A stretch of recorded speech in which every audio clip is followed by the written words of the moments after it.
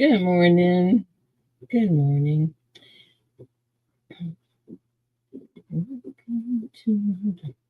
Okay, let's see who's here.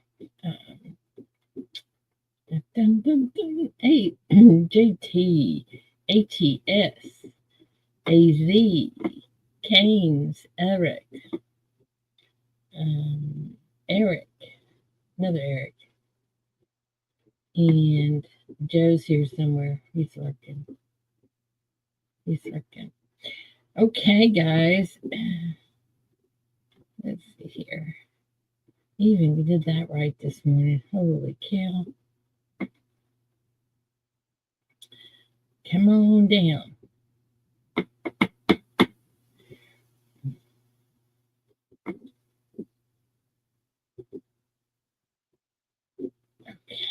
Yes. Good morning, Charles. Well, oh, my hair. Well, it's okay. I have to get it cut again. My hair grows faster than weeds. AEC, good morning. Good morning, Eric. Good morning. How's everybody today? Everybody's saying TGIF. Ain't that the truth?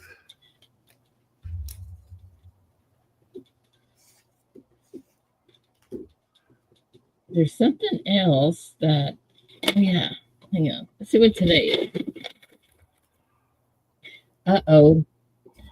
Today is Be Heard Day. Uh-oh. I know. Cereal Day. Crown of Roast Pork Day. Blackjack Day. Tartar Sauce Day. Dress in Blue Day. No blue here. Speech and Debate Education Day. Employee Appreciation Day. And Dress in Blue Day. They said that already. Lots of things going on today, huh? Is there? I haven't watched anything or seen anything. So. No, I'm just saying on the calendar. All the things that they said, different days for the calendar. Okay, I have been working very, very hard on St. Jude's. Amanda has been working very, very hard on St. Jude's. And hopefully by this weekend, we will have it totally finalized. There are a couple of people that will be mailing things from their location because they don't get out and go to the mailbox, and I won't say who that could be. Y'all can just use your imagination. But I have a suspicion you all know who I'm talking about. Good morning, Scotty.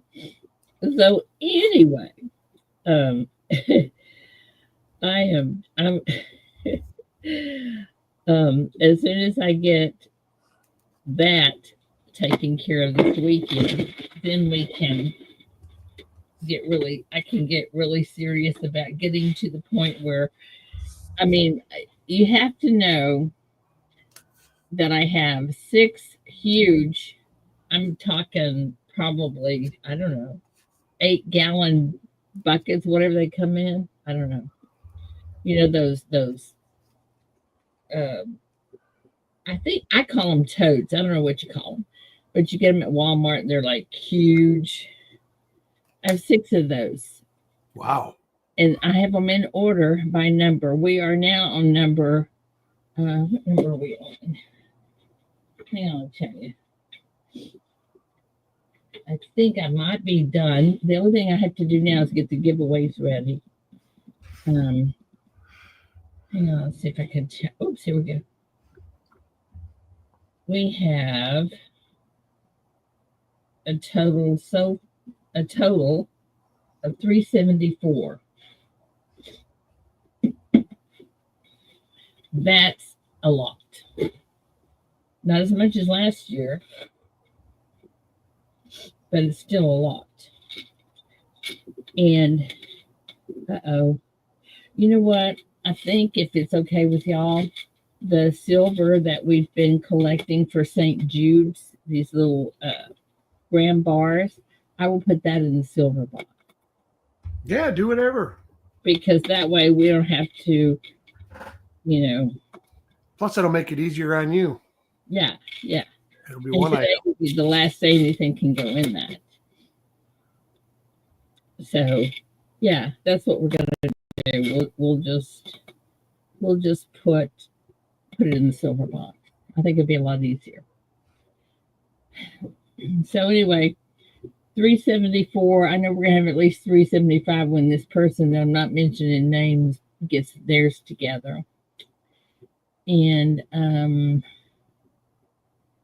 if you have a channel, please put the spreadsheet and the registration and other information up. It's on my website. So I would appreciate it if you could do that. That would make me feel better. Let me get this. There's another thing here. Wrong one. Yeah, here we go. Wrong one again. Rats. Okay. All right. I want to put up a banner that says St. Jude's auction.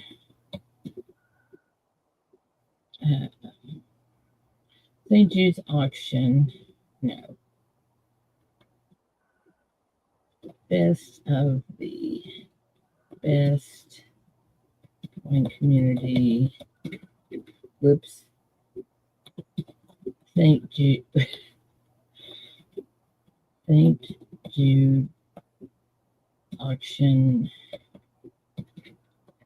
will be March 15. I'm sure I'm going to put 16 too, so because I know we're going to go over at 10 a.m. Central Time. Hosted by. Who's it hosted by? Would that be me? I guess it'd be me. Hosted by. Okay. All right. We don't even need that on there, but I did. Scroll and go. I want to scroll. Come on. Come on. Where is it? Scroll. Go. What am I doing wrong? Okay. I have the banner up. And I want it to scroll. Okay, let's do this. Let's go. Copy. Hang on. I'll figure it out in a minute. Oops. Okay. Is there edit? There we go. Take that. Copy. Enter. Control B. Why isn't it scrolling? What am I doing wrong? I've got everything here except it's not scrolling.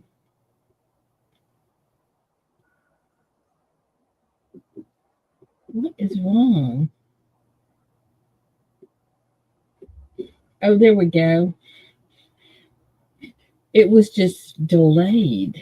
Okay, that's all right. Who came in? Sam, good morning. Charles, good morning. Braxton, good morning. Happy Chappy, good morning. Scotty, good morning. Hope I didn't miss anybody. The thing is pinned if you guys want to come up on, anybody wants to come up on panel, you can. Tickers work. I know, Sam, and I don't know. I didn't do anything different. It just started working because it wanted to work. I don't know. That is a DDO you see. Do what? It says, oh, is that a DDO? My thing that's sitting on my mat under my camera. Right here? Yeah, on my sheet that says Right. this was looking at the list. You can't see it. Well, here, hold on a second. I can change that. Good morning, Ida. I can change Good that. morning, darling. How are you? I'm doing all right. That's a good thing. Yeah. Everybody say good morning to Victoria. Good morning, Good morning. Victoria. Good morning, Eric. Good morning, everybody in chat. Eric says, oops, I booted myself frying bacon. Good morning, McGee. Sam, Joe, Charles, Happy Chappy, EMR Coins.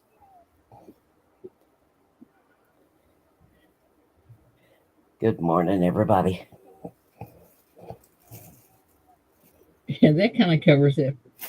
Yep. There you go. There's a picture of the doubling. Wow. Right on the eye, right there. Yeah, you can see that. Oh, yeah. On the nose. Definitely see that. You can see it in the lips. What's the date on that? 1942p. Now, So you that's can not see it on the showing up date. on the YouTube side. Oh. Yeah. What, Victoria? It's not. It's blank on the YouTube side again. Yeah. What's going on with YouTube? They just don't like to get along. Apparently. Well, you see right here under his eye, can y'all see my error? You see where he's crying? I can get an arrow over there too once you get it up. I don't know once I get it up. I got it up. Oh, there you go. You got it now. All right. Right. See how he's crying? Yeah, right there. And then you can see it on the nose. Mm-hmm. Right here. And then if you go up, you can actually see it on the lips. Oh, yeah. And then you can actually see it on the date also. It's right here on the date. Yep. Excellent. Wow. It's all over the place. Now, let me ask you a question. Okay.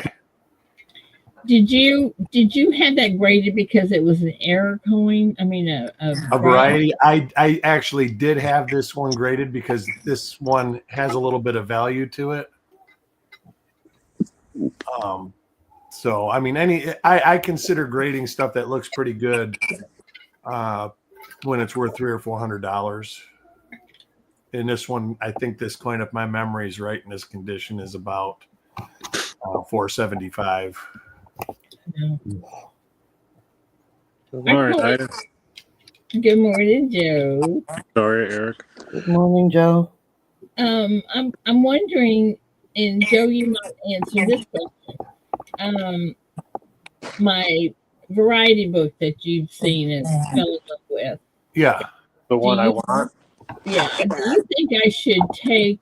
Do you think I should take some of them out and have them graded? It depends on the condition and what they're actually worth. You got to go through and do some investigation on each and every one of them. Yeah. I can't remember exactly. Yeah, I don't remember what's in there. But there's a lot of good ones in there. I tell you that. Yeah. Okay, so to look at where would you go to find something like that? eBay obviously is not going to give you. They're not going to have the.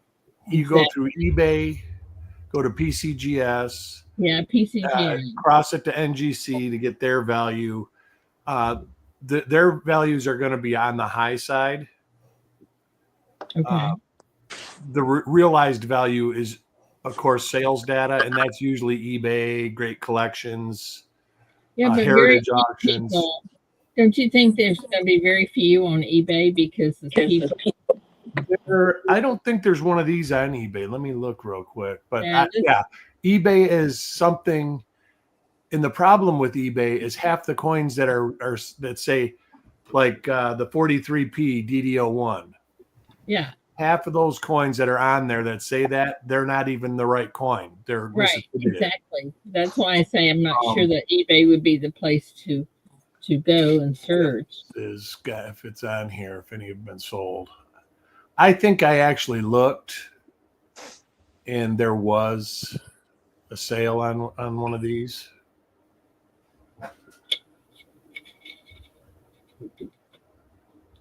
Let's see. Don't shake. Hey, EC, good morning. Are you going to find your way to Tulsa this year? EC? There are circulated. Oh, there's circulated ones on here. One of them, anyways, for $27. Wait, no, this is the wrong one. See, no, this one here you go, right here. The guy's listing it as DDO number 2 and DDO number 8, which it can't be. I was going to say, you can't have two different ones, can you? No. All right, let's see if we got anything here from sold. Victoria's 102 sold. There is no yeah. No data on that. It doesn't. So we're exactly. Here we go. One sold for $160, but it was red brown. This one is considered red. Yeah, that one's much better. So this one, realistically, you could over $200 for it. Should be an easy sale. This one, 159 would be an easy sale because I'm sure that PCGS says it's a $400 coin. Okay, so anything that you're saying that you would have graded would be like $100 or so. Yeah, it would be $250 plus probably, and it would all depend too, especially if you get like a slab. It's a coin that's already slabbed, and you can just send it in. It's already graded. You just send it in to get reholdered and have the name put on it. Oh, I see. So let's see this one right. Oh, that's not it. AC, what concert are you going to? And give them big hugs for me. Like this coin I got at the fun show, and it was $30-something to have it reholdered. And while that coin's probably worth $150 to $200. Yeah. See, I don't know because when you start reaching $100, like you had that 1982 DDO. Yeah. That coin in MS64 red is a $120 coin. So I wouldn't grade it unless you thought it was like a 67 or something really big.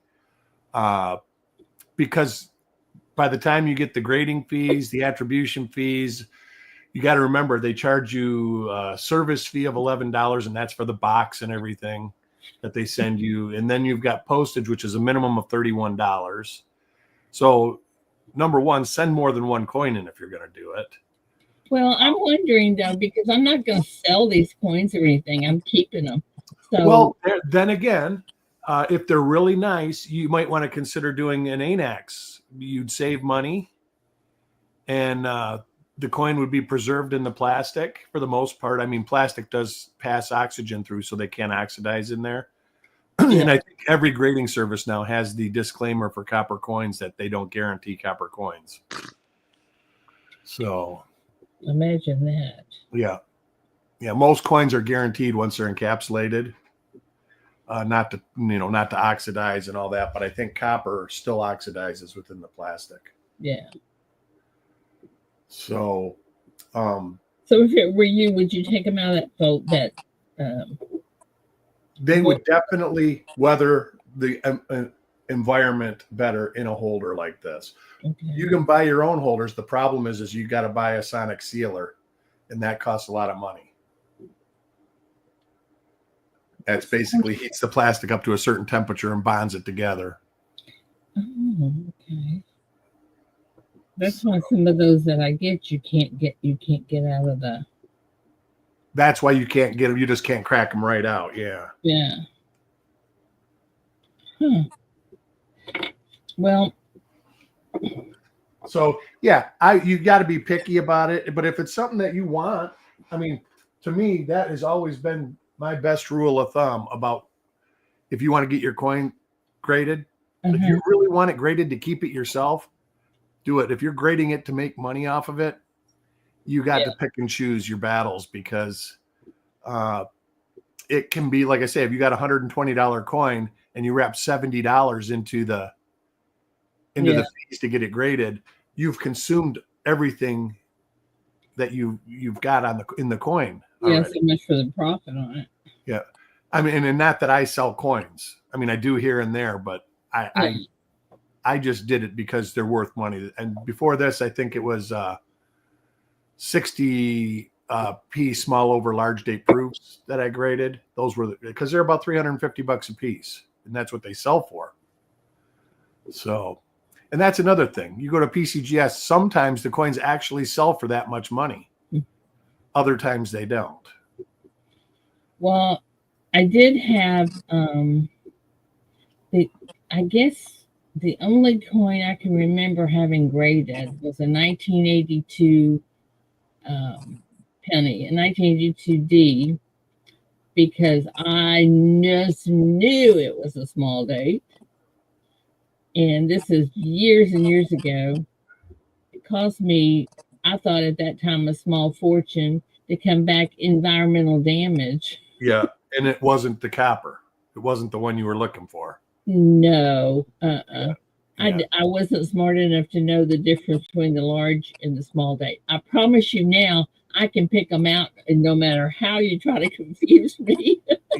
Well, but that's what this is all about. You're learning. That was, right. I consider that worth it, because you learned a valuable lesson that you can't put money on. You're right. I did learn a valuable lesson. I don't blame people for grading coins at all. A lot of people are very successful at it. But some people expect to be successful and they're not. My rule of thumb is if you think you got a 1966, count on it being a 64. Even unless you really know. Here's the thing, like you've got a coin, like my coin I got under my thing. You got high spots on the coin, like right there on the cheek, right there on the shoulder, like the bottom of the jawline. That's the first places you look to see if there's rub marks or scrape marks. And like Chuck says, another good thing, and this goes for all denominations, if there is some gouge or some little, let's say a little spot, if that spot's out in front of his vision, is like where he would be looking, they're going to take that. If the spot's down here between the bust and the rim, they might overlook it. But when it's in that field in front of his eyes, that like is a trigger for them to find stuff. And that goes for every denomination. Wow, that's very interesting. I didn't know that. Yeah, I didn't either. I would say, because rule of thumb is you can get a 66 and it can still have specs on it. Because most specs, when they look at a coin, like you look at this coin, it looks beautiful. But you put it under, a 30 power microscope and you see all sorts of little dark specks on it. It's got spots on it. Yeah. And when they're grading a coin, and this is a misconception, they do not take as much time as you think they're taking on your coin. Knowing a couple of people that have worked for grading companies, when they tell you the war stories that they're talking about, you understand why there's very few graders that make it a career, because it's an intense job. Wow. Yeah, I don't know if I would want to do that. Yeah, I mean, people think, oh, they're looking at my coin, they're going to see this, they're going to see that. They don't. You'll be lucky if they spend 10 seconds on your coin. And that's why they do.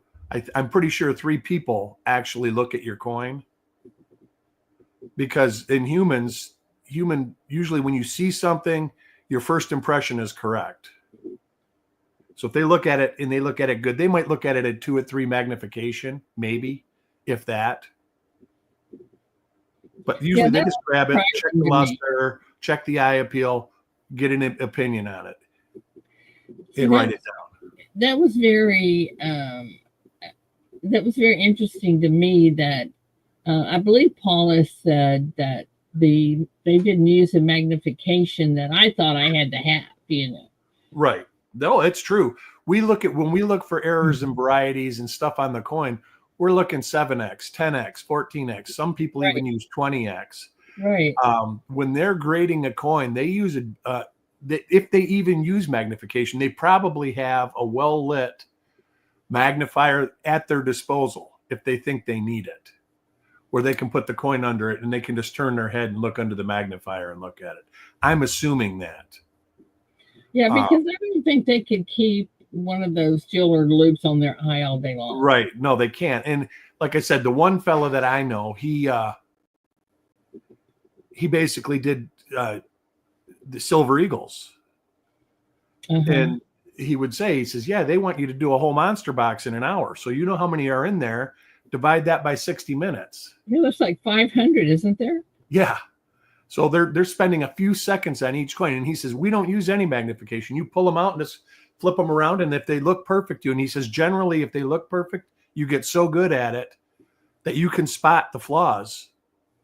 Wow. You know, if you think you see a flaw, most likely you see a flaw. That was what he said to me. And I was like, wow, I thought they did this. He says, they wouldn't make no money if they did that. He said, if they spent 10 minutes on your coin, they wouldn't make no money on it. Wow. I don't know. I just assumed that this guy's going to look at it like I do. You know, that's right. That's what everybody assumes. That's what I assumed. Now I don't assume that, but I still don't know for sure because these people, everyone I know 3 people. And let's like the one guy. The one guy never said, yeah, we don't spend a lot of coin. What he said was, don't forget the people looking at your coins are human. So if they got caught in traffic on the way to work, if they spilt coffee in their lap, if they fought with their spouse, if they did that, that could be a grade lower on your coin just because they're being a jerk. And I thought about that and I said, yeah, I guess it's true. And it's like NFL referees or refs. You know, if they're having a bad day and they make bad calls, I mean, that's part of sporting is human failure and human mistakes. When you make things perfect, the game won't be fun anymore because that can make the best team lose a bad call. You know, the best teams, they always say, if you're counting on one bad call to change the outcome of the game, you didn't play good enough to win anyways. Okay, Eric, you know what we need to do? What's that? We need to invent this machine that you can run a coin through and it'll pick up anything that, needs to be. They probably could, but then you're going to have, we talked about AI grading, computer grading. I don't think it'll ever happen because it's the same thing. It's kind of like a sporting event when you send a coin in or a dollar in or a comic book or a baseball card. That's why there's an adage, buy the coin, not the holder. The grade, they're not all MS-65 coins are graded equally. And that goes back to human nature and failure. There can be some. So that's why some of the dealers will crack out a coin and send it back in. That's why, because they think it, and a lot of them are very successful at it. They go in, they buy 64, 65 coins, and they crack them out and send them back in, and they get a better grade. That's like the bulk submissions. You send a bulk submission in. As a matter of fact, the coin, I sent in some 1943 doubled dies, obverses. Mm-hmm. And I threw one in that I figured was going to get an MS-63. It was not a very pretty coin. And then I threw a coin in, my coin number 2. I thought for sure would get a 60, and it's still the prettiest coin, a 67. And one of the coins I thought was going to get a 64 got a 67, and the coin I thought was going to get a 67 got a 65. Wow. And there's no doubt because 3 of the coins had the 167 has marginal luster, but it's a steel cent, so they don't grade them the same, I don't think. And I'm unaware of exactly how they do grade steel cents because the 65 has so much luster and the other ones do not. So I don't have them right here to show you, so I can't. So do they And I've heard of them talking about cross doing something. I don't know what they call it, where they send it into a different grading company. Cross grading. Now that, yeah. Now, like this coin, if I sent it to NGC, not that I would, Yeah. they would probably cross it easily, being that it got it. I thought this coin would get a 65 or a 66, and it got a 64. So if you send it into NGC, would you send it in the Yes, most definitely keep it in the holder when you do the cross. uh-huh. Even when you're doing like on a high dollar coin, you put it in for a grade reconsideration. Leave it in the holder unless it needs to be reholdered. Like a lot of these people that have high-end Lincoln Cent collections or high-end, the registry sets, they reholder their coins like every 5 or 10 years to get them into new holders because that's part of the warranty for PCGS. They don't have lifetime warranties for, environmental damage. It says, I think it's 10 years. And they tell you that you should reholder it. And that's because oxygen passes through plastic. Interesting. Yeah. Morning, Bob. Yeah. I don't know. I just know that my little temper got the best of me when I got that back. Sure. And I couldn't get it out of the PCGS holder, so I just got a hammer and beat it to death. Yeah. I don't like when it comes back at 69 when you don't see anything on it. Well, very few. Like, what are they seeing? What are they seeing? You know what I mean? Right. Very few business strikes. Well, newer ones do actually, but very few business strikes come back over 66 even. Right. There's too many flaws right from the get-go. There's flaws in the planchets. There's flaws everywhere. I wish they'd show you why they graded it, why they graded it the way they did. Who can show you? I said, I wish they would. We gave it this grade because da-da-da. Oh, right. Well, that would take too much time. Yeah, right. Uh-huh. In their opinion. I mean, like I said, they're in business to make money. And I think they do make money. But, like I said, when I heard, and it didn't come from just one person. It's multiple people that said, yeah, you'd be shocked at how fast those coins pass through the grader's hands. And I was like, okay. And I was like, I'm thinking 5 minutes. And he's like, seconds. It's seconds. Well, they pay no shipping. You pay the shipping both ways. Yeah. Right. Well, that's what I'm saying. So when you send coins in, if you send one coin in to get graded, have a variety attribution, it's going to be $100 to get the coin. You're going to pay $20 to get it graded, $20 to basically do the variety. And those aren't accurate prices. I'm just winging it. Yeah. Then, like I said, there's an $11 service fee, and I'm was told that is basically to pay for the plastic, like PCGS, the plastic box they mail it in for you. Yeah. Then you pay minimum of $31 for postage. And then the more the coin's worth, the more you pay. And that goes for the grading fees also. So these people that are taking like an MS68, there is an MS68 1909 SVDB now because it was just upgraded in one of the last couple shows. And that fella, he took it in the holder. And they upgraded it to a 68. And that grading fee, I couldn't imagine what the grading fee would be because they grade. There's a percentage on the value fee. And what coin are you talking about? Like a 1909 SVDB. Oh, uh-huh. There's an MS68. I believe there. I don't know if it's on the site. Yeah, there is an MS68. We held it at the fun show. Wow. Wow. And it was a 67 plus before. And the other thing that confuses me is how can dealers send in a whole bunch of coins at one time, and then they all come back 70 or they all come back 69. I don't, and I don't, I don't understand that. Yeah. One dealer will get all 70s and the next dealer will get 69. And well, I understand it on like the Silver Eagles. Those coins are made with dies that are specially prepared. The planchets are specially prepared. They're trying to make a perfect coin. But like a business strike, I don't understand it. No, because the planchets are mass produced, the dies are used forever. They use till the dies break. On a ASC, they probably, I don't know what it would be. I'll just say they probably strike 25,000 coins and change the dies.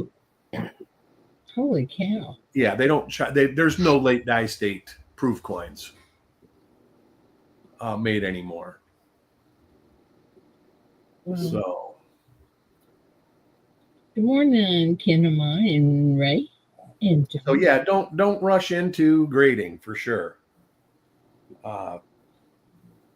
If, like I say, you got a coin that you think's worth $500, do a lot of research on it, get opinions from people that you know on it, and if you think it is, I think a $300 to $500 coin is worth having graded, especially if it's something that could deteriorate fast. You know what I'm saying? Yeah. Or get lost in the shuffle. That way, people know what it is, and it's it's authenticated and stuff like that. Okay, and where you were saying replace, you should probably if it's really special, you should replace the holder every 10 years. Well, I don't say that. I have heard that. Like I said, I know a couple people, or I'm an acquaintance to a couple people that have really good collections, and they reholder a lot of stuff every year. Oh, okay. Well, what about the ones like the plastic? I don't know what you call them, the flips that we use. The ones like I just bought, by the way. Yeah, well, those probably you'll know. I mean, those are made, they make getting the coin in and out of the flip easy. And when you take the coin in and out 25 times, it's going to snap in half and break. So you'll have to replace it anyways. Oh, but just if it's not being. It over time, it probably will deteriorate. You'll know though, because you'll grab it and it'll crack. It'll get real hard. Gotcha. Hey, freaking awesome. Good morning. And if anybody ever does buy, thank you, plastic flips or any flip, always look that it says that it's archival quality. Because a lot of the cheap flips, a lot of people say, well, I can get these 2x2s for half the price of what you're paying for the 2x2s you got. But if you look down into the specifications, it says for short-term storage only. And then the coins get PVC damage on them. They get big green spots and all that stuff all over them. So. And another thing that I'm curious about, is Angel here? Is it her birthday? Angel's birthday? I don't see her in here. I don't either. Freaking awesome said happy birthday, Miss Cornproof. So we'll find out a little bit.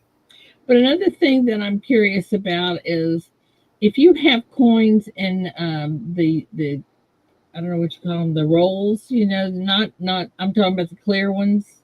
Yeah, and the plastic tubes. Yeah, the tubes. Yeah, and you have one that has green on it, but you want to keep it for the date or something, and you put it in there. Does that infect the other? It can spread. Yeah. There is ways to isolate. A lot of people will pick the green spot off with a rose thorn and take some acetone, or there's a thing called Verticare. I've never used it. I own a bottle of it. Because I was told when I got back in this and started, you need to have this and this and this, just in case. And I've literally opened my bottle of xylene and acetone, and everything else is still sealed. Okay. I've never opened it. So some people will take that green blob. See, now it depends on what the green blob is. That could actually be PVC. And that you can get off with like acetone or a solvent that won't hurt the patina of the coin. Okay. But you don't want to. The mistake people make removing PVC is they'll get a Q-tip and then they'll start rubbing real hard because it's taking a long time. Okay. Is there a thing? Is it MS70 that a liquid? I don't know. Yes, MS70, but you got to be careful with MS70 on coins. Even soap and water, Dawn dish detergent and water. Yeah. I mean, MS70, its ingredients are butox ethanol, which is a sheeting agent, or it makes it evaporate. It's alcohol. Uh-huh. And then it's potassium hydroxide and water. So it's basically soap because soap is sodium hydroxide. Yeah. Yeah. And that's why even the grading services always say MS70 is okay to use on coins because they know it's just soap and water. But the mistake people make is they'll get it and they'll get it on a Q-tip and it won't be working. So then they'll take this Q-tip or whatever and start rubbing on it real hard to try to remove the stain. What if you soak the coin in it? I wouldn't. If I was going to do a soak, I would probably soak it in acetone. Okay. And here's another thing: when you do use acetone, don't use nail polish remover. No, that's It has to be pure acetone with no dye, no scent, no, the odor not removed because those are adjuncts that they put in to make the acetone usable for people like in their house and stuff like that. Okay.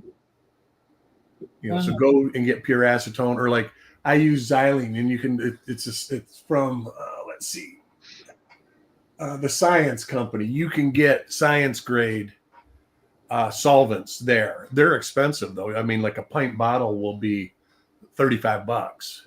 Wow. Yeah, I have a bottle of it. Yeah, but like copper, like that MS70, it will darken copper. It will change the color of copper. So don't use it unless don't clean coins. Like I occasionally have to take like the xylene to get the wax that builds up on coins because I photograph a lot of coins, and there'll be a big wax blob right in the spot that I need to see. So I'll have to take xylene and dissolve the wax and get the wax off. Besides that, I just leave the stuff on there because when you take it off, there's usually a bright spot underneath it anyways, because less oxygens hit that part of the copper than hit the copper that's around the wax spot. Right. That makes sense. So it doesn't look great anyways, but when you need to see that area, I do it. Ultimately, I don't think I've ever cleaned a coin. Have a good day, AZ. Yeah, I've took a toothpick and picked a little spot of that green stuff off. Yeah. I haven't looked at that coin to see if the green spots are still on there. But I have heard that if those grow big enough, they will transfer from coin to coin. Yeah. It's got to touch the other coin. So if it's in that, usually happens in the low spots. For some reason, I'm not sure why. Yeah. Wow. Well, I tell you what, I had somebody tell me that, well, it's one of my customers that knows that I collect coins. She said, I have a bunch of coins I'm going to send you, but I got to clean them first. I said, no.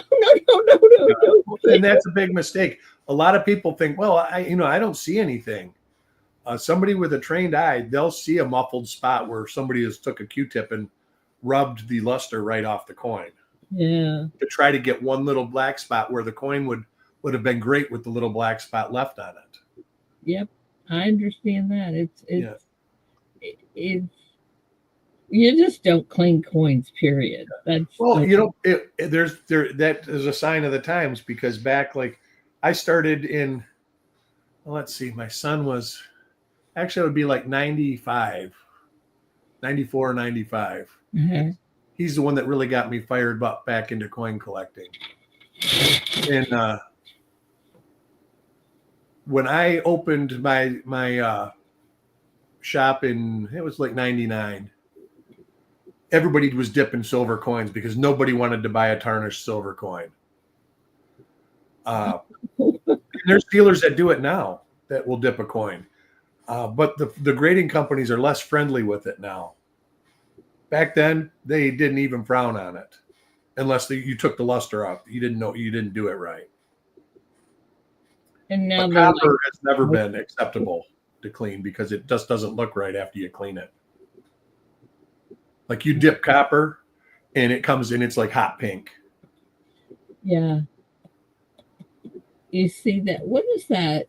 There's something that they advertise on TV. I want to say LCR, but maybe not. Oh, CLR. CLR. That it'll, clean coins and and that Tarnex, Yeah, it's what's the active ingredient? But basically it reacts with sulfur. Well, And most of the tarnish, I think, is sulfur based. So CLR is not as aggressive as like Tarnex or Easiest or whatever it's called. Yeah. But I wouldn't put any coins in it. No. Like I said, I automatically go to don't clean coins. Yeah, I think that would be the best solution. Yeah. Just don't clean them. But you go through a lot of Lincoln Cents. So you look at a roll of Lincoln Cents, and there is big wax blobs all the time, especially in the early 60s. The machines that they rolled and counted these coins with had to be lubricated, and that stuff's just all over the coins. So sometimes you got to take, but that stuff comes right off with acetone or xylene. And that's very easy. I guess comment and a scratch pad's not a good thing. No, yeah. Well, paper towel. People say it's just toilet paper. It's very soft. Q-tip. That'll scratch the coins. If you push hard enough, it'll put little micro scratches in it. Well, I don't know. I just know that my theory is don't clean them. Regardless, just leave it alone. I can, like Jay Tezzo, I've seen channels where the people bidding say they prefer cleaned coins. Really? Well, I can understand when that's what used to be the thing back in the early 2000s, is people wanted blast white, shiny silver coins. They didn't want no black marks on them. Mm-hmm. So I understand the appeal of people wanting beautiful looking coins, but ultimately that doesn't make the coin more valuable, So. No, but it's like Paula wants her coins to be blast white. That's her thing, right? And I love the tone. I love it. When I used to always has been. They're toned a certain way, and everybody loves toners on these Lincoln Cents because they get blues and purples and all these colors. I used to take those, and I never understood it. I love that. I would take them and throw them in the junk bucket. And then when I got in the junk bucket was like one of those quart deli plastic things. And when I got it about an inch full, I would pull them out and I would roll them up and I would put what I called an impaired uncirculated wheat roll on eBay. And they always did great. They always did great. And I would go, why are they buying this stuff? Because I didn't like them. And I had no clue people actually collected them. So they must have collected them back then too. So that just shows you that you can be naive to something. And like toned coins, I had no clue till about 7 or 8 years ago that people loved them. Because I'm not a big toned coin guy, but now I appreciate it. When I get a nice toned coin, I actually do appreciate it. And I know I'm friends with people that love toned coins. If anybody knows Dan McCumber, and actually I think Coin Dragon he's a Woody collector, but I think he likes toned coins. And there's a bunch of collectors out there. He does. And Sissy Atwell, she loves them. I know he likes.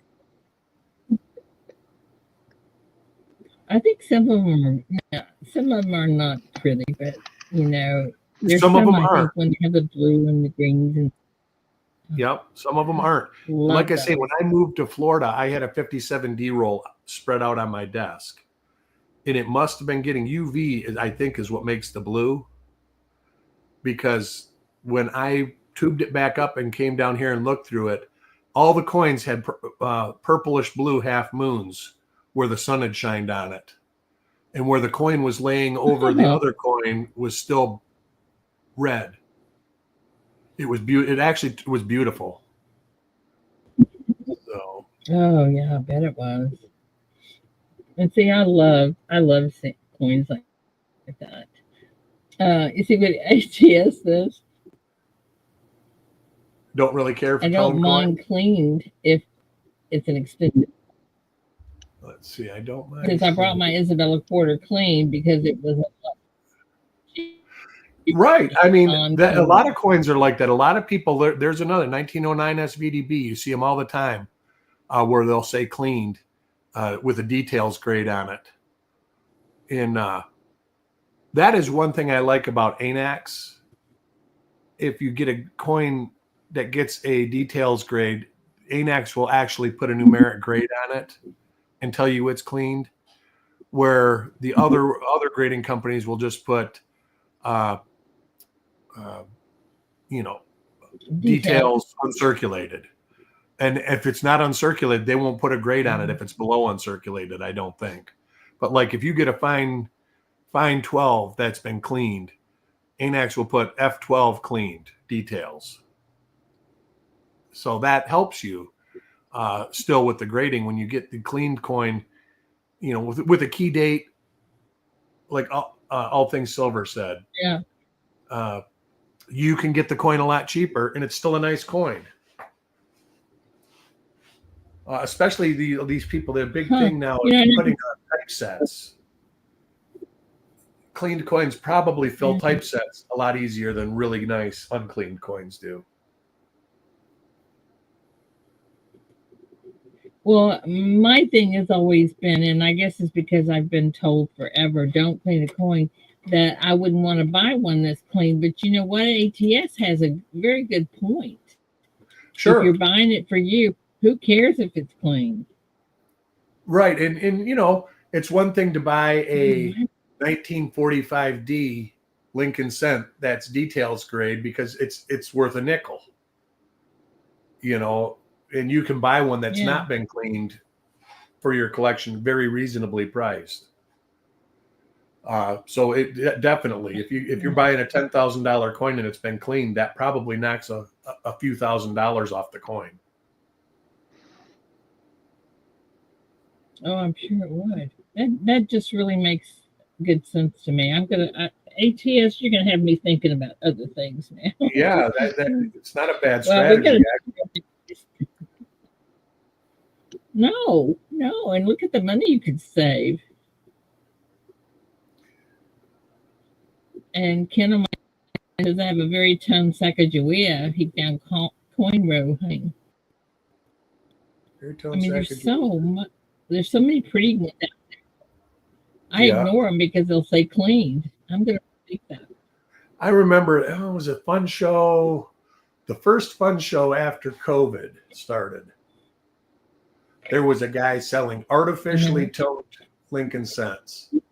And everybody was bitching. And then I went up and I said, "So how's the show going?" He says, "Man," he says, I won't be able to do it. He figured that he was doing it so he'd go to the show and get a dealer's table and stuff like that. And he says, "I can't even go look at the show." He says, "I've been so busy, people buying these coins." And he was selling them as artwork, not as he never represented them as you should buy these coins because they're nice, naturally toned coins. Right. He said, And he yeah, said right on them, they're chemically done interesting. and it's a proprietary process. And he had some really neat stuff. But it was all done on cheap coins, you know. But I asked him, I says, you're selling these, huh? And I'm thinking, yeah, he's going to say I sold a couple. And he says, I can't even keep my things full. People are buying them by the hundreds. But that goes back to they're probably going to try and sell them as a naturally toned coin. You know, you almost got to find a way where you can make the coin where everybody knows that it's not. Well, anybody that looked at these coins would know they weren't, because they were literally like tie-dye T-shirts. Morning, Paula. Good morning. So if you have an Morning. artificial coin, it stay that way? Oh, yeah. Yeah, they put chemicals and acids and all sorts of stuff on there. He wouldn't tell me what he used to do it, but he did say it was, Some of them, I mean, you can dip them too, though. but it was chemically. He said it was chemically induced, and but he was even shocked. He says, "I thought I did it to get a dealer table, and I thought I would sell a couple of them maybe." And he says it was ridiculous how many. He says he didn't bring enough. I'm surprised they even let him sell those at the shop. Well, he was selling them as artwork. He wasn't selling them as. Well, yeah. I know. After saying that, I think, well, how many people bought them so they could sell them just as regular Exactly. coins? Mm-hmm. But I mean, his big banner was coin art, artificially. I mean, it was all over everywhere. Yeah. I mean, he did not mislead anybody at all. And like I say, if you saw them, you would know. Because stuff doesn't tone like that. Like I said, it looked like the tie-dye T-shirts with the rings, all different colors and stuff like that. Just use toothpaste and baking soda clean coins. That's the way. I can remember cleaning a silver dollar my grandpa gave me with baking soda and a paper towel. And I thought that made that coin work great. But in my defense, I was 12.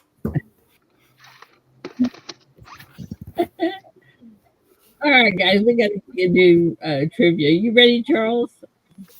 And I got to go. I got an appointment at 9 o'clock I got to get to. I just thought I would come in and talk for a bit. Okay. Hi, Eric. Take care. I'm glad you did. We did. Yeah, Eric, you got reveals today? Yes, I do. Okay. First one at 1 o'clock. Okay. But I will see everybody Monday. You guys have a great weekend. You too. All righty. Look at my little leopard. Be safe. Look at the little leopard. Those are so cute. She did a good job. Anyway. Okay. Back to trivia. Really adorable. Okay. All righty. Charles ready. Okay, here we go. First question. After 2 decades of war, the U.S. withdrew from what country in 2021? I don't have a clue there.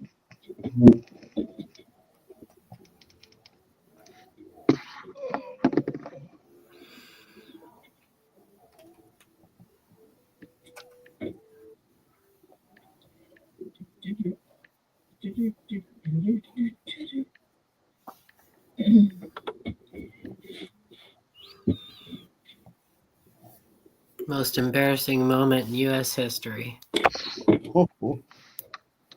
This is true. Yep. Oh, yeah.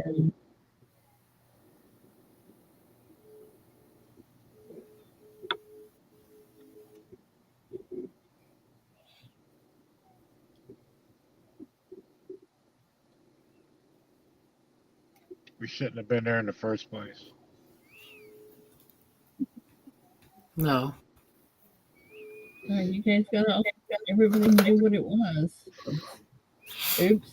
Hold on. All right, wait, come on.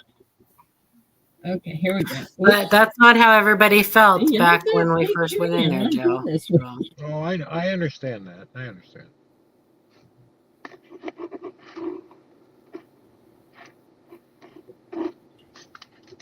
Good morning, Coin Pimp. BTS, good morning. Bill Gibson, Hughes, good morning. Number 6.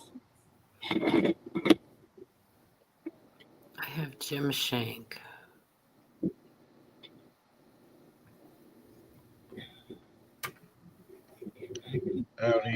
I don't even have Victoria, Jim you have Shank on one? my list.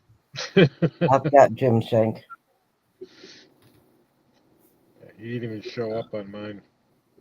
Oh, all right, let me go back up, see if I missed something. All right. Victoria's 1.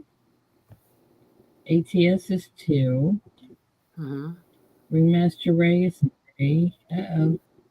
And now it jumped. Where's Ringmaster? Okay, then Charles. Mm-hmm. Lady Diane. Mm-hmm. Mine keeps jumping. I can't get past this. Lady Diana. DTS. No, Jim Shank's before DTS. Jim Shank's between Lady Diana and DTS. I don't even have him on mine.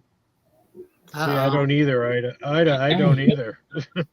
Does he have you guys blocked? No, he's been talking. I've been watching him talk, chat. Yeah. Okay, No, who do I you don't know. guys get? Who do you get in I chat? got I mean, Jim Shank. chat. Who do you Chat's all getting Jim you Shank guys too. get? Yeah. Okay, we'll give it to Jim Shank, even though he just disappeared. He picked number 4. Okay. Yeah, see, I see that, and he said hello and all that. I see that. Hmm. Weird. Hmm. All right. What NBA team walked out of their first round playoff game in 2020 in protest of the shooting of Jacob Blake? Ida, are you looking at StreamYard chat?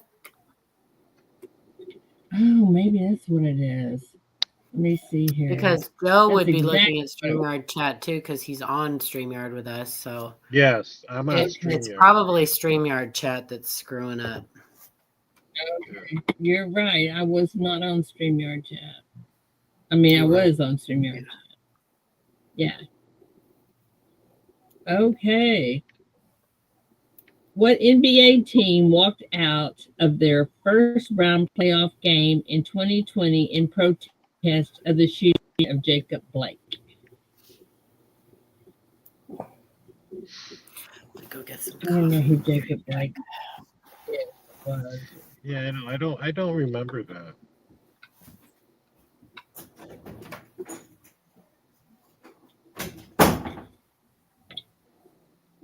Who is Jacob Blake? Blake? Yeah, who is that? I don't know. Like I said, I don't remember that. He picked one, Kenamai. Okay, the answer is Milwaukee Bucks. So let me spin this.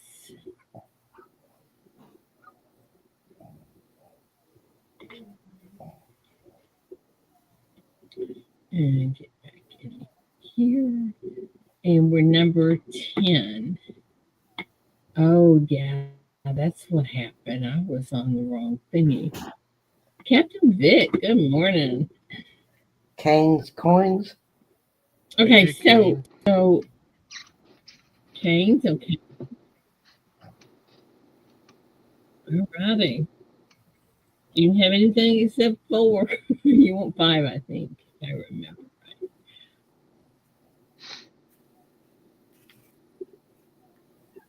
Well, that's okay, right? That's a good thing. Super Spurs, good morning. Next available, that'll be number 1. Okay.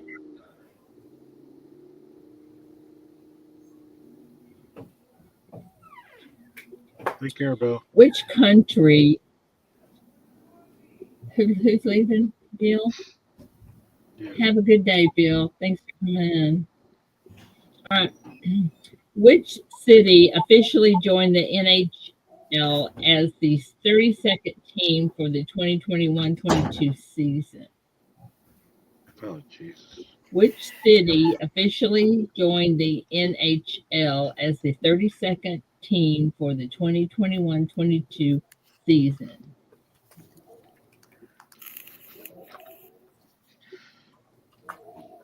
Hi, Amy. Manani bag. I know nothing about hockey. I mean, I love that little coin you bought me. That is so cute with the little cat. I love it. She's very sweet. It is sweet. I don't know about her choice in partners, but Yeah. yeah.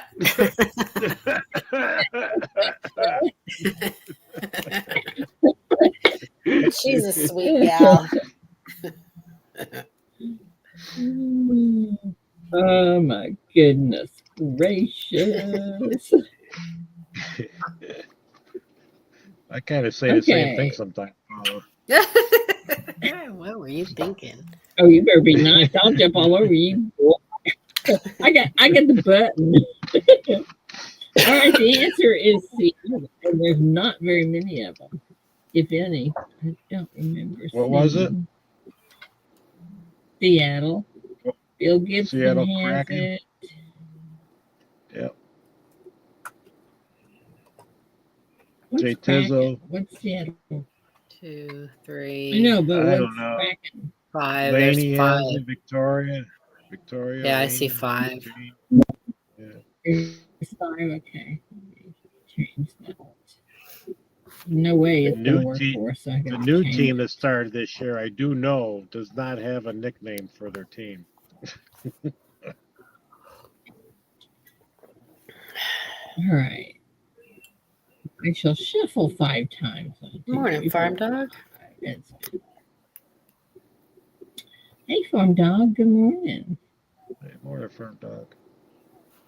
Number 1. That would be what you said, Bill Gibson, right? Yeah. Bill Gibson? Okay. Bill, you can have anything except for 1 and 4. Number 3. Number 3 is on top of it. All right.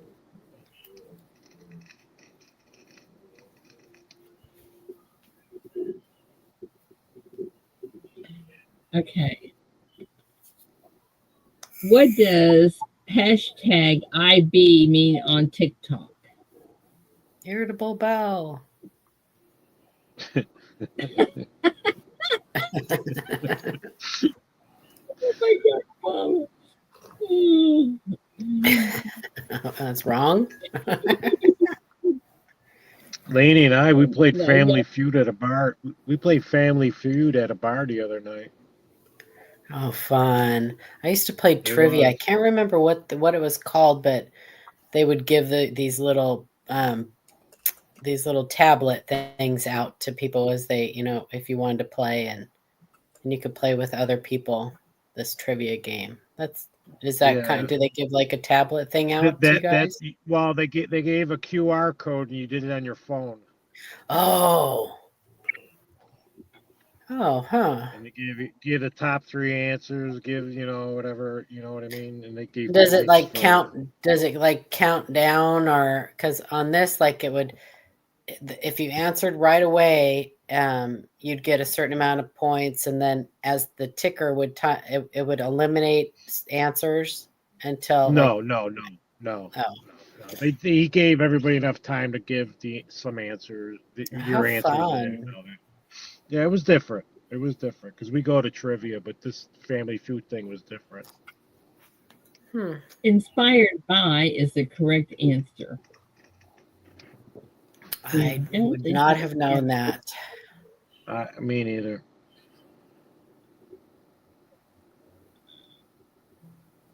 Okay, where at? Oops. You have to wait for it. It was called Syracuse Says. Huh. Yeah, it was mostly about what Sarah. Yeah. I'll tell you, some of the answers they had, these people that answered, bad. It was like, what? Sure. Inspired by, and we don't have that many. We have quite a few, but not 20, I don't think. I counted 13. Yeah. Yeah, 20. I'll spin that again just to see, then I'll change it. Okay. I'm not going to let me do it right. All right. Well, you need to Change shuffle that to- those numbers. Yeah. Okay. Shuffle 13 times.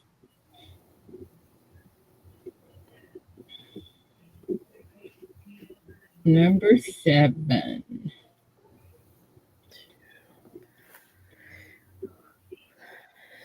See Happy Number Chappy? See happy. See Happy Chappy.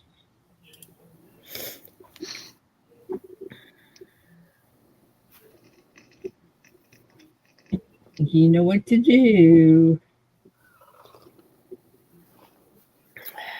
I haven't seen Sterling in a while either. Silver Spurs. I need to call him He again. wasn't even at Rockies this Sunday. He wasn't even there. Hmm. See Happy Chappy. All right. You know what to do. Oh, I need a number, please. Ida, I did can Amanda have talk to you? anything except 1, 3, or 4. 7, he said. No. Ida, did Amanda talk to you? No. Okay. Well, today we're gonna get About together what? today. Today. We're gonna get together today. Are you home today? I will. Yes, I will be home today. Okay. It's yeah. Okay. Yeah, I'll be home. Izzo says I get Jim Shank. What was the number again? 7. 2, And 3, 4, 5, 6. I get See Happy Chappy. I get I see get happy. Bill Gibson first, Gatito second, DTS third, Charles fourth, You skipped Lady Lady Di Di. fifth, Jay Tizzo sixth, and then See Happy Chappy seventh. My mistake. What'd you say, Victoria?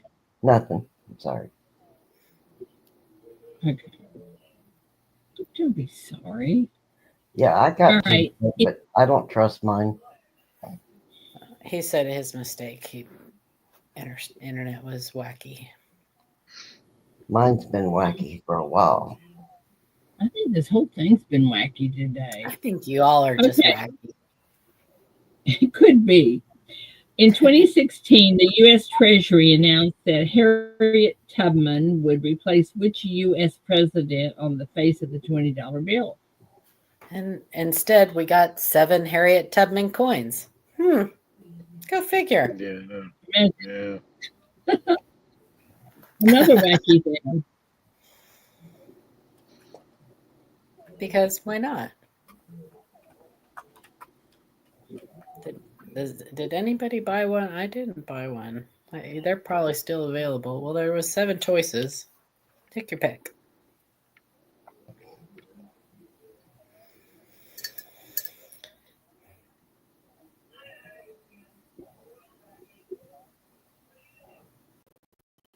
Don't get me wrong. She definitely deserves to be on the coin, but we didn't need to have 7 choices.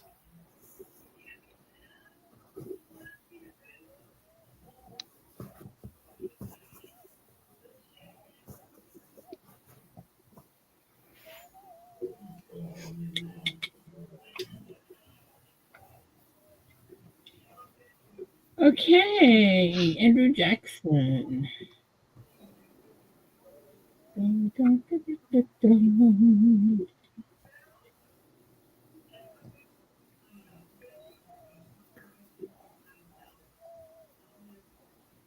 Number 3.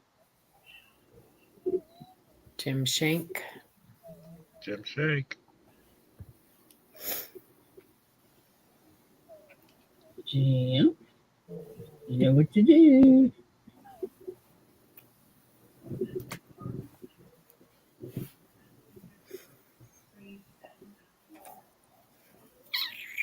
Number 8. Yep, 7, kin of mine.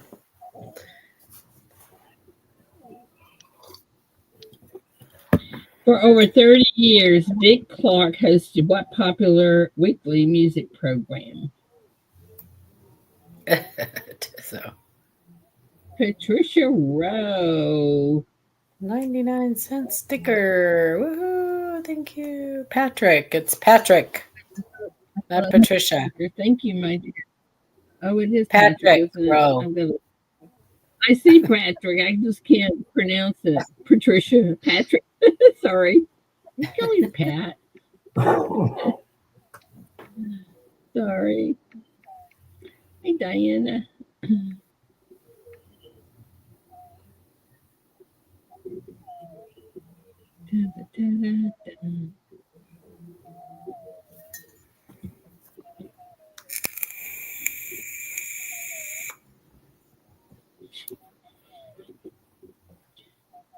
Yeah, it would be nice if we could get everything done today, wouldn't it? Yeah.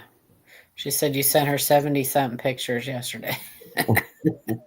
Really?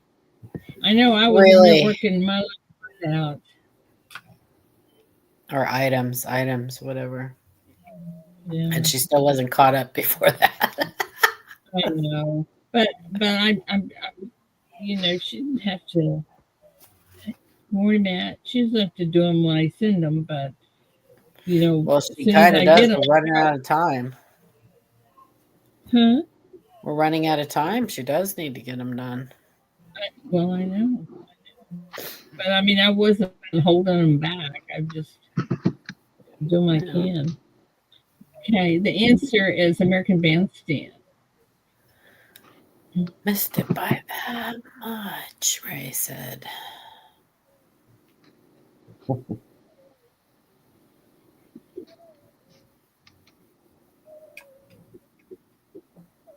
Number 7 again. James Schultz. I know. I love those shows. American I do Bandstand. Yep. James got it. All right. Yep. You know what you do, James. You guys know that Kelly Ripa was on like an American Bandstand type show? Nope. I didn't When know she was in high school. When she was in high school, she was on one of those dancing, things. Big hair. Did we talk about this yesterday that Dolly Parton's husband passed away? Yeah. Yeah. Yeah. 60 something years they were together. James Schultz picked 6. Gotcha.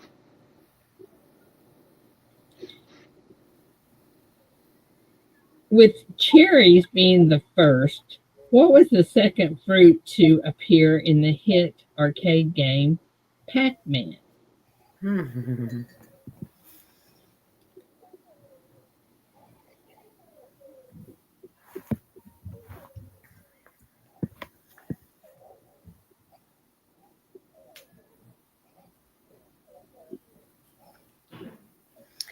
Interviewed Mick Jagger. Are they still on? I didn't even know they were still on. Is her husband still her co-host? Mark Consuela or whatever his name is. That's close enough.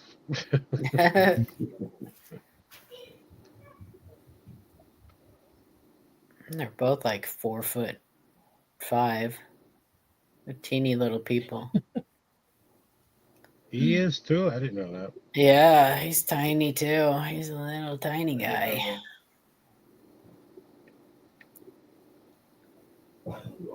No. This is kind of a weird thing. It's the Oscars on YouTube. Oh, huh.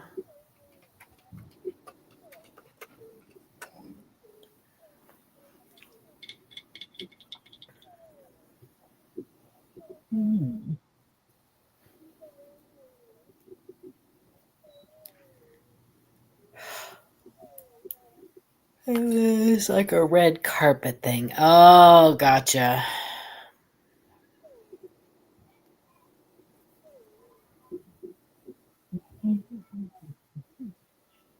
Strawberry is the answer. Man, I saw a picture of Miley Cyrus the other day from one of the music shows or whatever, and she bleached her eyebrows. She looked weird. And I like Miley Cyrus, but she looked that whole bleaching your eyebrows thing. It's a little freaky. James Schultz. Number 1. James Schultz. James Schultz. Okay. She had her Jim bangs Shank. cut like we all did to ourselves at some point. And, you know, when we were toddlers, how we all cut our bangs like super short. That's what her bangs look like. Like a toddler got a hold of them. Oh my goodness. 3, please.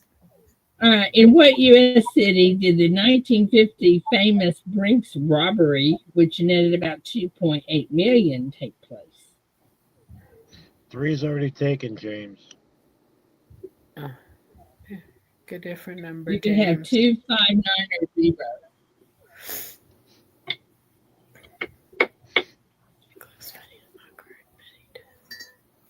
Oh, you missed a very interesting conversation this morning.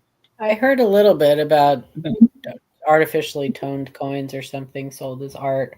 Yeah, coins and stuff.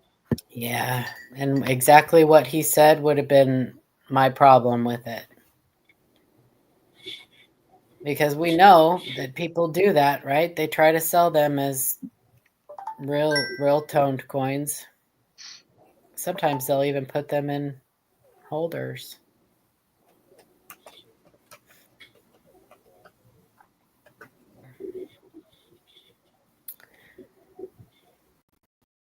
I don't know. I just have issues with stuff like that.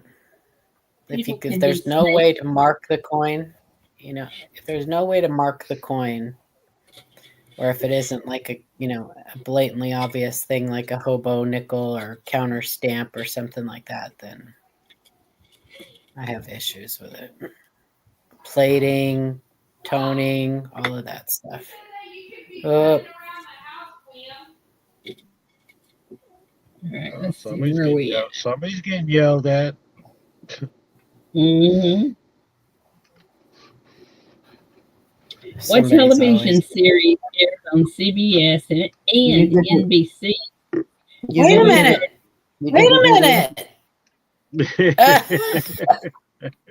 We're still on the blast question. Well, I went and got water. I forgot. Okay, Boston. Come on, y'all. Pay me attention. You know we're not going to let you get away with that, Ida. I know. Okay.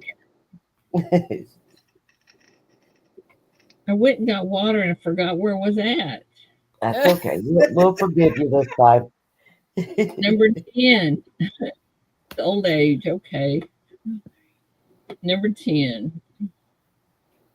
Jason Davis. Wait, hold it. Don't do it. Wait a minute. Whoa. Yeah, that's who I get. And did you get James Schultz as number 2?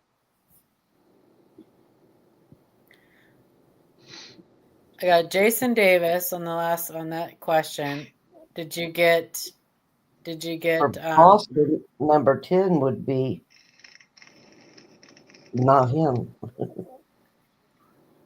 7, 1, 2, 3, 4, 5, 6, 7, 8, 9, 10. Yes. Jason Davis. Yeah, Jason R. Davis. Yeah. Yeah. Did you get the number? James number 5. Did you get James Schultz's number on the last one, number 2? No. It was number 3, wasn't it? No, 3 was taken. 3 was taken. Oh, so he picked okay. 2 again. I see. So James 2. Yep. Yeah, Jason wants 5. Is 5 available? Yep, he got it. Okay. All right, this is the last chance to get on the card. So let me try this again. Sorry, guys. All right, here we go. Which television series aired on CBS and NBC always started with a line drawn of a man's profile along with an iconic theme song?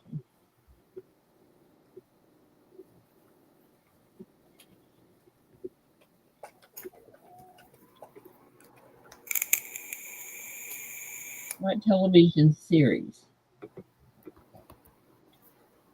Welcome back, Eric.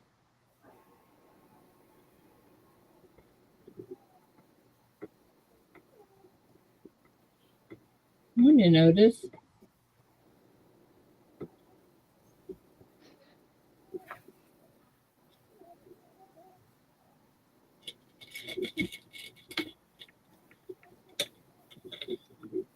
The TV series.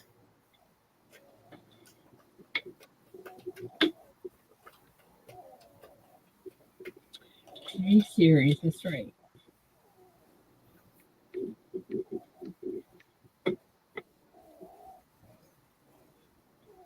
That's the answer. I had no clue.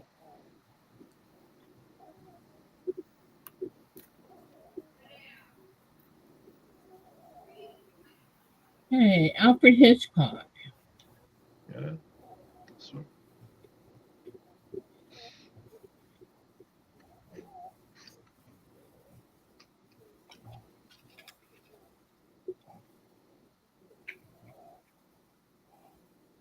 Number 9. Number 9. I could see his face, but not the name of the show. I think it was like Alfred Hitchcock Presents or something like Yeah. DTS.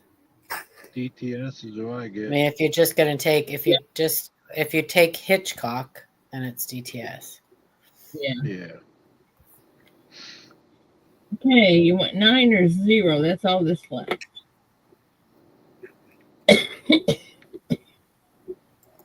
Excuse me.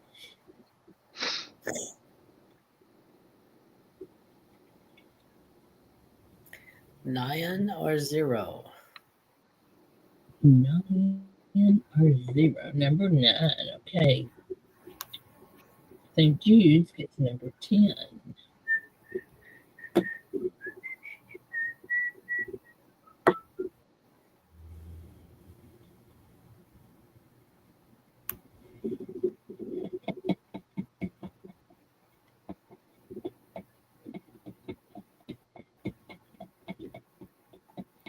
Angel, are you in here? Anybody seen Angel today? Not yet. Somebody said it was her birthday. It is her birthday. Victoria, that's 2 days in a row you picked the same number I did. Well, hopefully you're both right. No, it's okay. I'm just saying it's weird. You picked the same number I did 2 days in a row. Maybe you'll both be right. How's that? All right. Is 0. Yep, not right. Not right. Not a 1 or 2. It is on 3. Bill Gibson, 0-3. And no match. No man. All right, I got to take off. You guys have a good weekend. Be safe, Joe. Have a good weekend, Joe. Hey, Ida, if you pick my name out of the box, just give it to St. Jude. Okay. Okay. I got you. Okay. Okay. Where's my thing? Where's my other thing? There we go. All right. Back to trivia.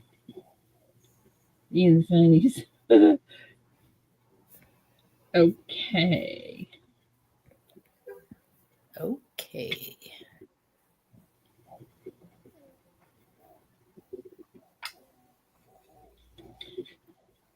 What weather phenomenon trapped hot air over the Pacific Northwest, causing record-breaking temperatures in July 2021?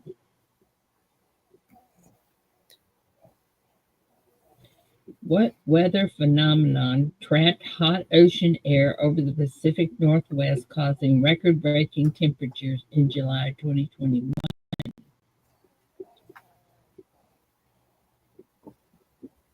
Did I just go through a time warp or something and missed you doing the card? Yep, you must have. Yep. Oh my gosh. Because we did the card. I did not sat do here the card. Oh my gosh, that's so weird. I was reading stuff on Facebook and I must have completely zoned you out. So I told you I can't multitask. Well, Bill Gibson won it. Oh, that's so weird. The number was 03.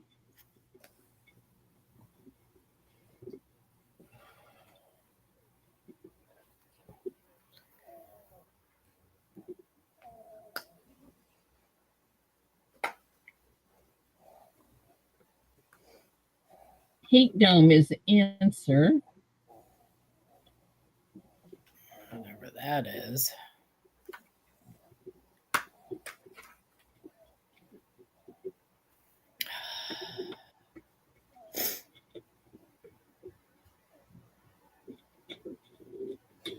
Number 12.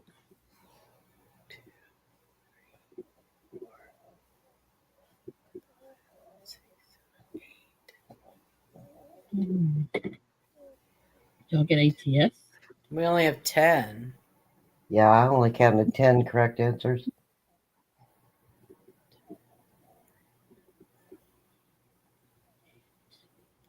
Yeah, you're right. And DTS has El Nino. Yeah, she's counting. She's just counting I'm going, answers. yeah, I'm Oh, counting.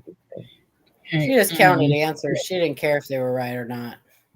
Yeah, I was being. Okay, never stop it. And we have 12, 10. 10. Well, I've got 12 up there. I'm gonna see if it works. Mm.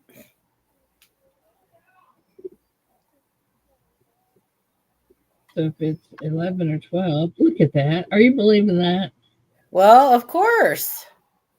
Why you didn't just put 10? I didn't want to. All right, fine. Jeez. Now you watch this would be a really, really, really low one or something. Look at that. Number 1. Holy cow. James Schultz. James Schultz. That's for the win. That's for the win, right? It is. Congratulations. Yay. All right. I know. Man, I did have a glitch there, kin of mine. I sure did. Congratulations, James.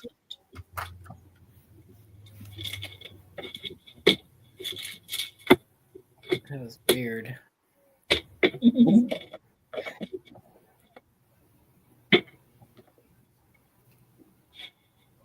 Hang on, let me put this stuff away.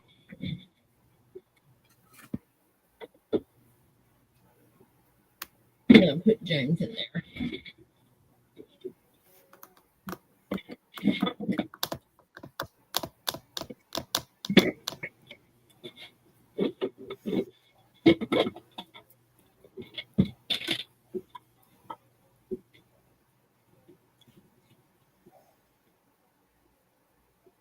All right.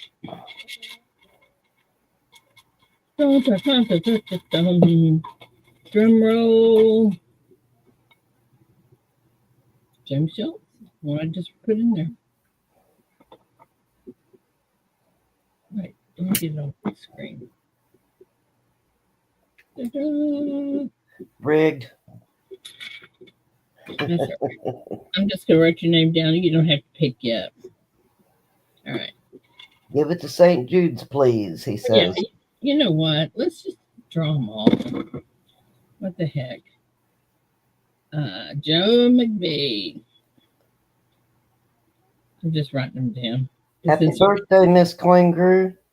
Happy birthday to you. James Schultz.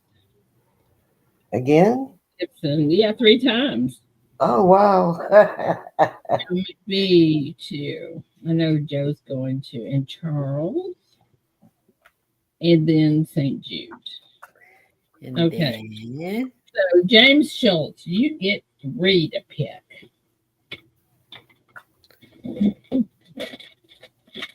You may have the bullet, the bullet, what do you call it? The buffalo or the flag? What? What?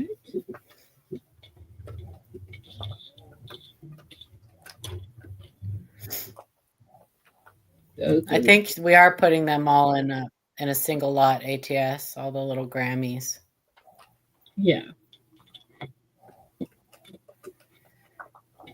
Donated by Morning Trivia winners.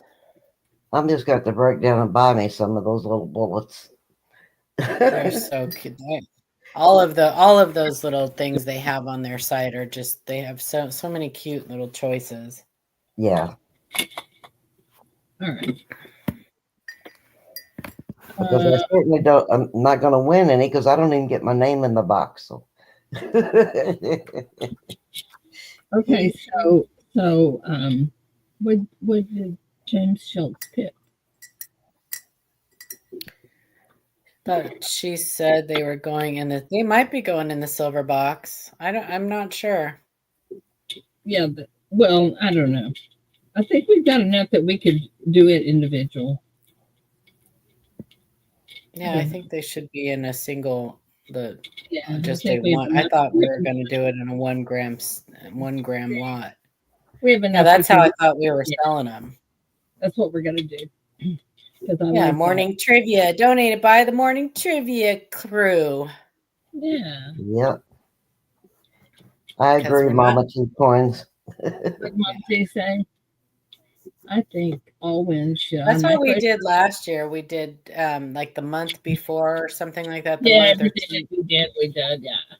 Yeah, we did. Every winner automatically got donated to St. Jude's. We did that last year. I'm not sure why we didn't do it this year. I think Ida just forgot What? why we didn't automatically do all of the winners to St. Jude's like the last month of trivia. Thank you, Coins, but I was really kind of teasing. Well, it doesn't matter. I'll just pick some and throw them in there. You know, most people have been donating them anyway, so it's not Yeah. a big deal. Yeah. Yeah. If your name's on here and you don't want to donate, let me know. Otherwise, they're going in the St. Jude's thing. I know, Charles. It's been that kind of year too. Yeah, this year was kind of her back surgery and everything. It was kind of, yeah. Next year's auction will be different. Right? Yeah, what she said. Yeah. All right. Let me just grab some. That's 3, 4, 5, 6, 7. 7 today. 7. Mm-hmm.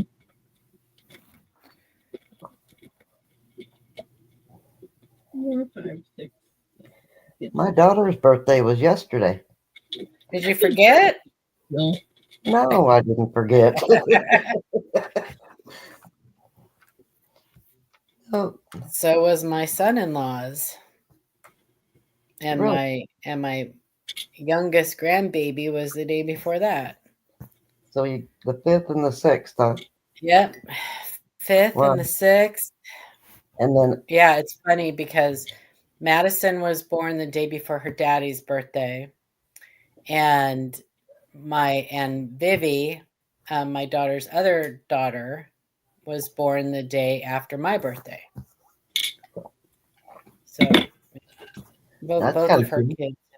Yeah, it was cool. She just couldn't wait. I was trying to get her to hold out. Hold out. Put your legs together. Cross your legs.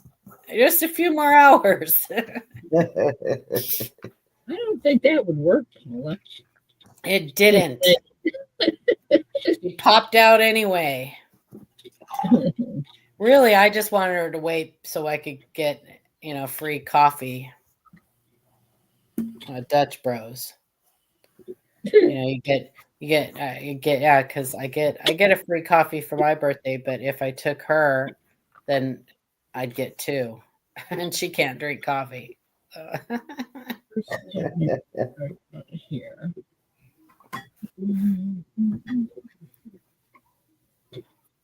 They were sweet. They actually gave me when I went to get Bethany coffee that morning.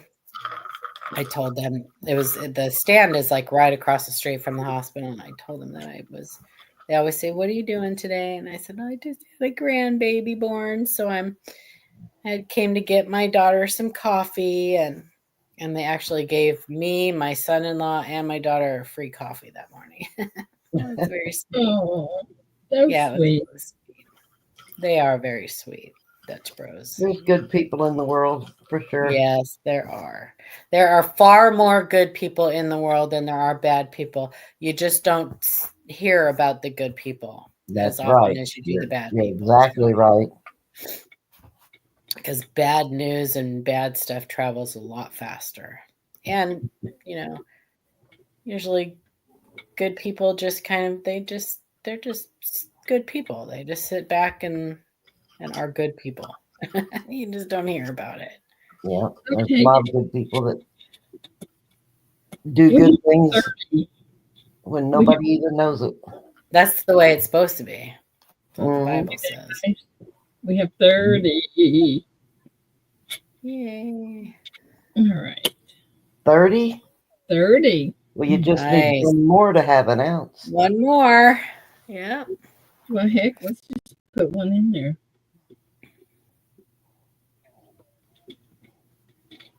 I mean, I bought these, so I can throw one more in, can I?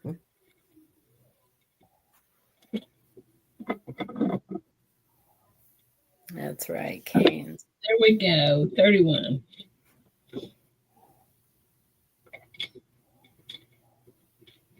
Let's say 1 ounce in the way of grams. Oops. All right. So this is going to be 31 grams. That's pretty cool, though, don't y'all think? Yeah, I like them. Kane said, I think you forgot to put me in the box. It's no big deal. Who? Oh, well, there you go. You can have that last 31. Mm.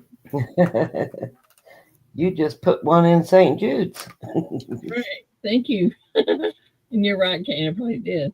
You see what I did? I wrapped it around in this thing so it can't open. Can't still open. And then Yeah. I Cool. home and put it in Paula, did you order those cardboard things for the cardboard. quarters that was free from the mint? I did. I got them. Did they come in a great big box for? They came in a huge, ginormous box. Yes, they did. We were just talking about that the other day. They shipped them like Amazon always ships their stuff. Yeah. In My a big, husband huge brought it in and said, with what two did big you order those- now? And I Yeah. said, I don't know. And I opened it and I said, oh my gosh. That's Lisa, exactly what I did. And he was like, that big of a box? That's Like, exactly what I did. I picked it up and I thought, wow, this is really light. What the heck did I order? I thought it was coming from Amazon because, that's usually you buy like a little tiny eyeliner or something and they send it in like a ginormous, dollhouse box or whatever. It usually though says Amazon on their boxes. Yeah, that's true. And they put two of those big, huge bubble things in them. Yeah. Yeah. Yeah. Yeah, we were just talking about that the other day on here. Yeah. I must have been absent that day. So funny.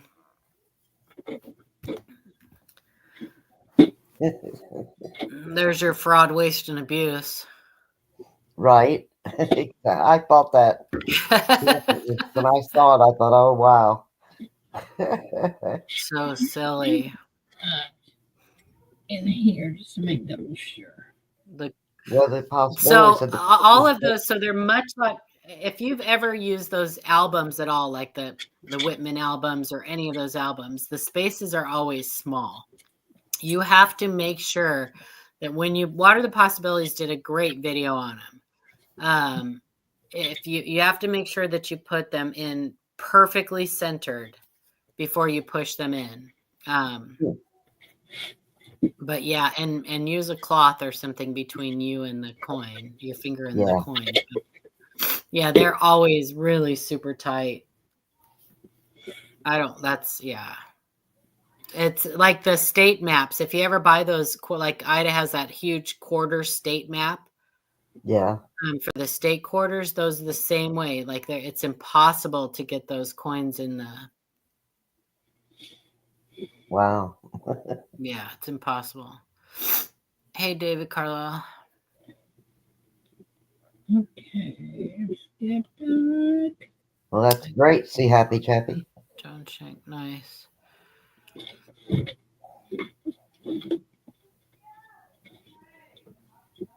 Yeah, she's nice. She's a nice lady. Thank you.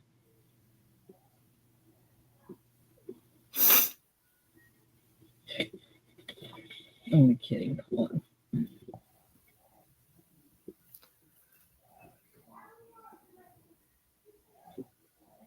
Pre-fit an unk in every hole before doing the proofs. That's very smart. That's very smart. Yeah, Water the Possibilities has a great video. Like I said, you should put the link up to it.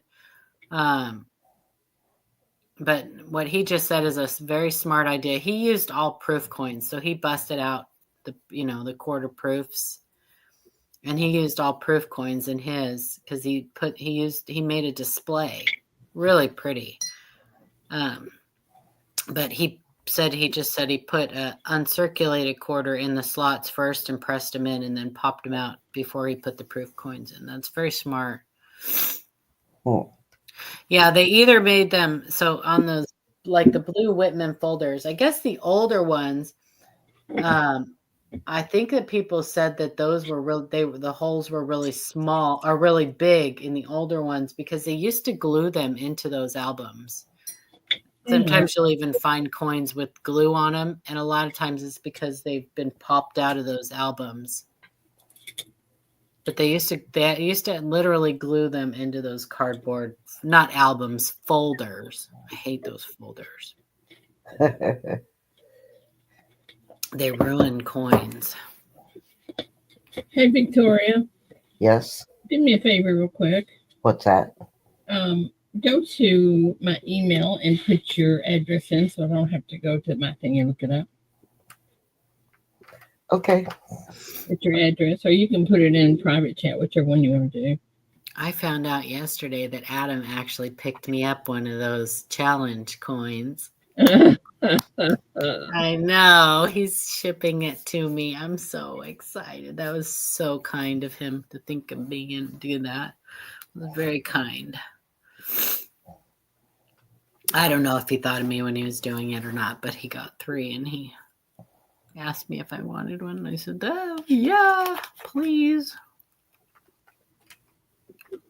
You knew about it, Farm Dog? That was very kind. So that was very sweet. Victoria? Yeah? Where'd you put it? I sent it to Best of the Best. Okay, email? All right. Yeah. Thank you. These years later, You're people welcome. find the coins and glue them. It's true. It's true, Kane. People do. We get pictures of them, and I see pictures people post on Facebook asking, "Is this an error? It's got something on the coin. Is that extra metal?" No, it's glue. You did, Farm Dog? Oh my gosh. Thank you so much. That was so sweet. That was so nice. Oh my gosh. We don't have anybody but nice, sweet people in here. I know. It's That's very, right. it just warms my heart. That's so nice. I've said that before. The best gifts that you can get from anybody They don't have to cost anything. It's the fact that people are thinking of you. You know, if you really think about that, you know, at that moment, that person, you came into that person's head for whatever reason. And Victoria, did I say email? I need your address. I'm sorry. Oh, well, I can do that too. I tell you, I'm going brain dead. I have worked so much on all this stuff. My brain doesn't work. And I'm sure I'm going to find that out today when I have a little chit chat with Victoria and Paula. They're going to say, "What were you thinking when you did that?" John Shank, I'm going to remove that. You don't need to put your address in the public chat. That's never a good idea. Because you don't know who's watching this show. So let's not put our private information in.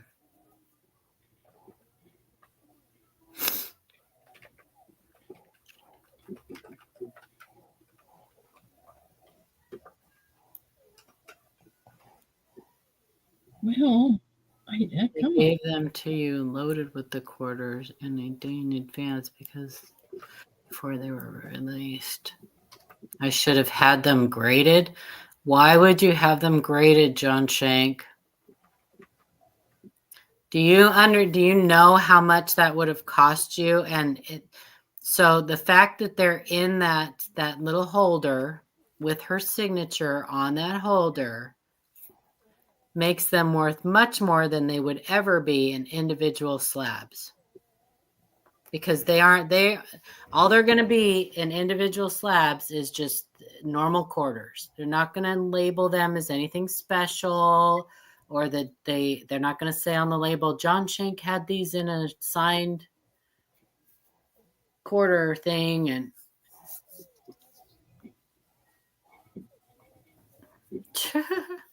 thank you, Victoria. I had it all right, except I had street instead of road.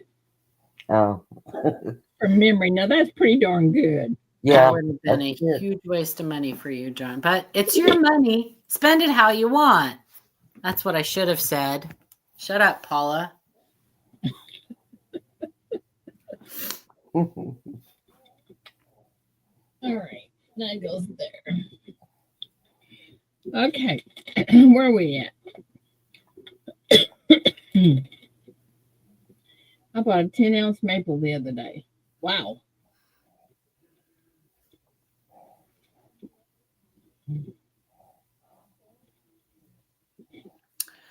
Quarter ounce gold. So how much is a 10-ounce maple? Like 350, something like that. It's a little more than that. Might Let's be see. wrong. 10-ounce silver. Pretty close. I don't know. Silver maple. 350.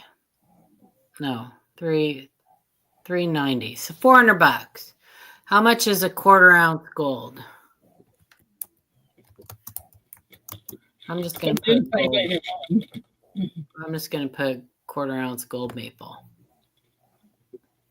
$800. So like twice what 10 ounces of silver is going to be. So who's going to trade you for that, John Shank?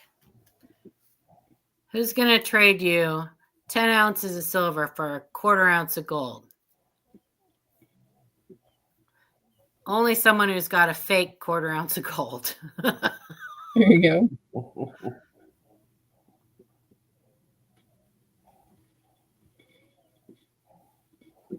Yeah, you definitely would have to throw some cash in. For sure. Paul, we were talking 400 is a 1/10. Yeah. Maybe that's what he was talking about. We were talking about my variety book I have. And if there was any in there that I should have graded to preserve them, any that you think, or, because I don't know. No. And my thought was, I put them in the other kind of flips and just leave them. Just leave them in there. Just leave them how they are. They're fine. Mhm. You don't need to do anything with them. And you can, the way they are, you can enjoy them. You can take them out. You can look at them. You can show them off to other people. You know, if you have them in a slab, you have to store them completely separate from that book. I just leave them how they are, that you're enjoying having that book, right? That's right. So why Well, my thing was separate? not to do it. Huh? My thing was not to do it, to leave it like it was. Yeah, if it was mine, I would leave it like it is. And because you're my friend and I know how much you enjoy taking them out and looking at them and showing the album to people and everything, I'm going to suggest that you leave them as they are because you're enjoying them like they are right now.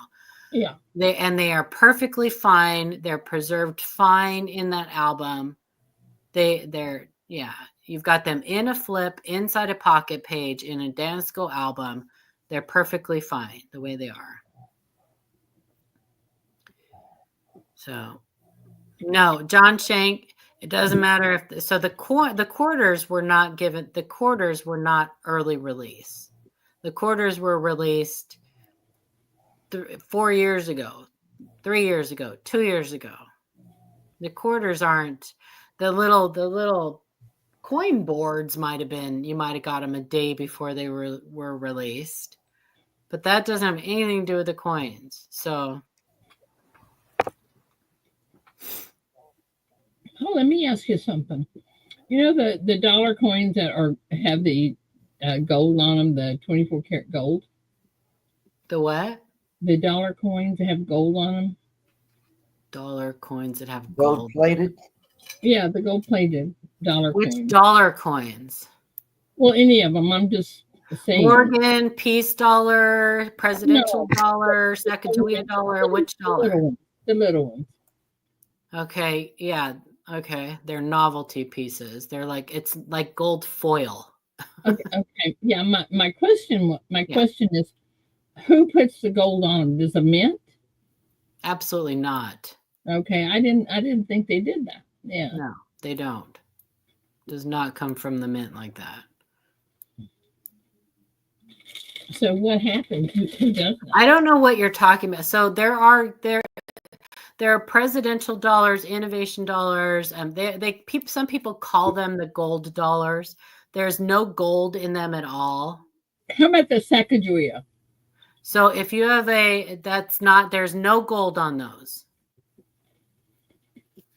Unless somebody has taken them and gold plated them, there is absolutely zero gold. All right, let me tell you. Let me see which one I'm talking about. Hang on, I'll tell you.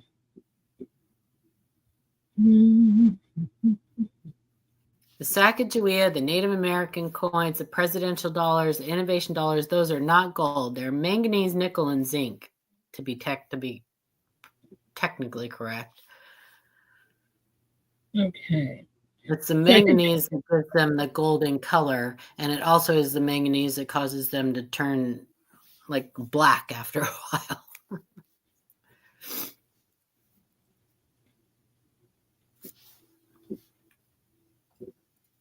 So they didn't come out of the mint looking like that. Yes, they did. If that's what you're talking about, those did come out of the mint looking like that. I thought you were talking about like how they gold plate some coins, and they have like those gold gilded where like the bust of the Kennedy or whatever will be. Oh no. No, it's golden color. They're not gold.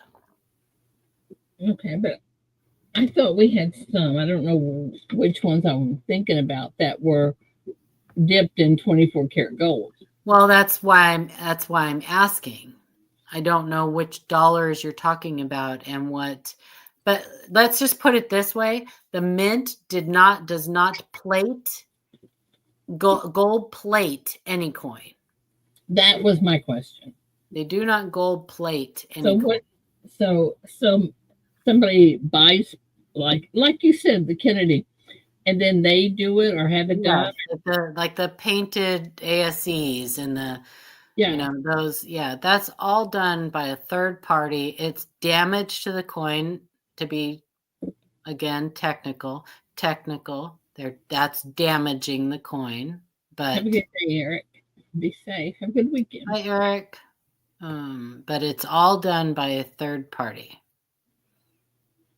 And usually sold on like QVC to some poor little old person sitting at home. Yeah, Franklin Mint, yeah.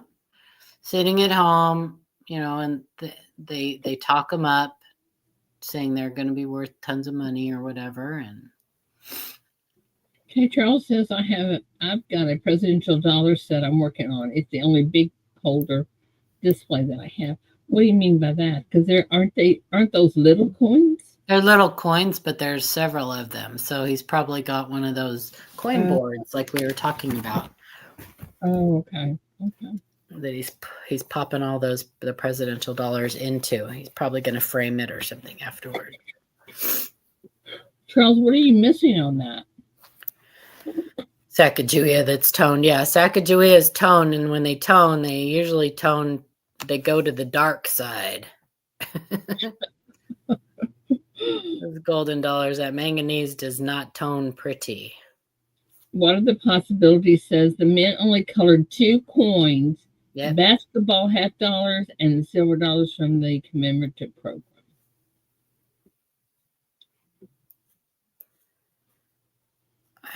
I know of the basketball $50. What silver dollars from the half? I thought the basketball was the only colorized coin they'd ever done. Colorized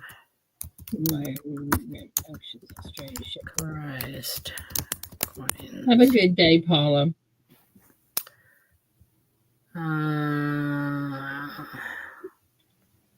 They did the Purple Heart. Oh, the Purple Heart. That's right. The heart was purple. Yes, I have that too. Yeah, the Purple Heart. But is that the one that we're talking about? The Purple Heart. Basketball.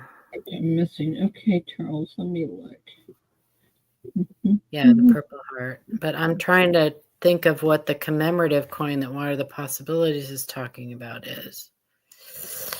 Okay, hang on. Yep. Hang on. Yeah, they did the Purple Heart. Charles, how'd you send it? I love that Purple Heart coin. But I'm trying to think of what the basketball coin. Yeah, the basketball. I have the basketball colorized coin too. I like that one. I actually got a couple of those. I got both the clad and the silver. Charles, I'm not seeing it. Yeah. Joe. But I'm trying to think of what are the possibilities? What colorized commemorative coin did they do? 2020.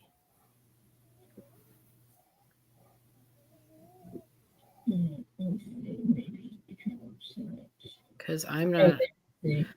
Yeah, they did the dollar and the $50 and the basketball coins. The silver dollar has just the rim is colorized. I see, Charles. I got you. And then on the clad, it's the whole basketball on just one side. But I'm trying to think of what commemorative coin they did in 2020 that was colorized. Because I know the basketball one was the first. Okay. Yeah, email with I could get it. I could see it. This is not very clear on this one, Charles. The basketball coin was the very first colorized coin the U.S. Mint ever did. And it was 2020 also, I think.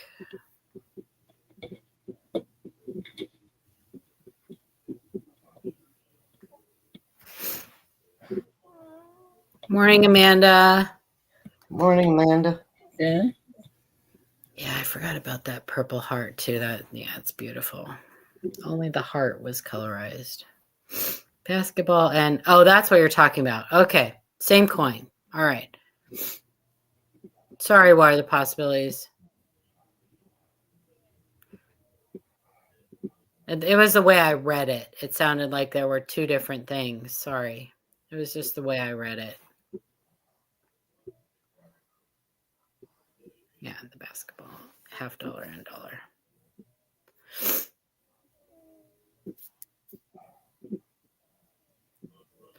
I wonder if they're going to colorize that because they're making for 2026 they're making a Liberty Bell coin and metal shaped like the Liberty Bell. So it'll be our first odd, differently shaped other than the octagonal commemorative or whatever, but it'll be our first non-round Hi, Angel. Good morning. US Happy coin. birthday. Happy birthday, Angel. Happy birthday. Yeah. You're Sweetheart. dipping into the wine already. Yeah, it's from Yeah. coffee. Celebrate. How Hardly are your ever little get it. tummies? What, Angel, how's your Victoria? little tummies? Oh. Are they a bit better? Oh. I just put some Neosporin on them. They're drying up. Your fingernails. I don't know. It's not real far into them. Yikes. Oh, gosh. How's your arm? Did it travel any? Has it done any more to your arm? Now my arm's pretty much clearing up a little bit. Okay. Can't see it. The lighting. Well, Paula and I decided that we could do surgery on your thumbs if you needed it. Yeah, no, I don't want to lose my thumbs. Oh, I definitely could, but I just cut it off at the elbow. I was like, I don't want to lose my thumbs. Like they did back in the Civil War. Squirrely. Here, bite on this stick. Yeah. Yeah, I cut off all my nails and dug off the nail polish. Don't make such a fuss. Bite on this stick. Let's get a few good drinks of whiskey. Shot of first. whiskey and bite down on the stick. Yeah, bite down on the stick. Coin what's your name? I would pass out. Sorry. I'd bite on the stick and then pass out. You hope you'd pass out. Yeah, that'd be the best thing that could happen, right? Mm-hmm. Mm. I don't think they seen your squirrel. Yeah, they did. Morning, David. Quick, get the opium milk. Now, Opium what do milk. they call that? Puppies milk or something? What? No, it would be narcotic milk. Get from poppies. We make it from poppies. No, in that show, what was the name of that show? Don't poppies make you fall Milk asleep? of amnesia. Milk of amnesia. No, it was puppies milk is what they called it. Game of Thrones, I think it was. I think it was in that. Puppies or poppies? Call it pup. I heard puppy. I think it's probably poppies. It probably is poppies. Poppy Yeah. milk. Yeah. And Wizard of Oz, they went to the poppy field and everybody got high and fell Fell asleep. asleep. Yep. Huh. And then they Narcaned them. I must have missed that part. What, Wizard of Oz? Well, the Narcan in them. Oh, The poppies Narcaned them, and then the snow made of cocaine woke them back up. right. Amanda, are you going to be available today?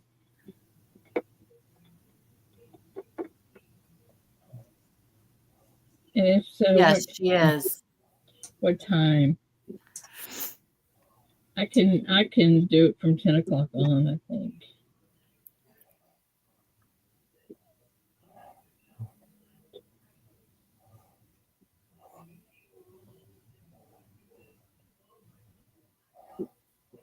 I have to get in there and get my little stuff that David threw in there out so I can. Did he contaminate your coin room, Ida? Well, no, I was going to pick up big boxes and put them in there because my housekeeper's coming today. Oh, You don't need to lift those. I'll do that. So he goes in there and he just puts them in the middle of the floor. So I can't even get around in there. sounds like my husband. He was trying to help. Yep. David won't let Ida pick and lift a finger if he doesn't have to. Well, he's a good guy, isn't he? Yeah. What do you mean?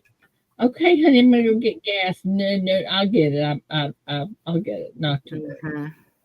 I gotta go wash my car. I'll take care of that. Okay. I gotta go to the mailbox. Now I got it. Okay. I'm gonna go get some coffee. I'll be right back. David, where are you? Yeah, No, I am really going to get coffee though. he really is a good guy, though. He really is. Yeah.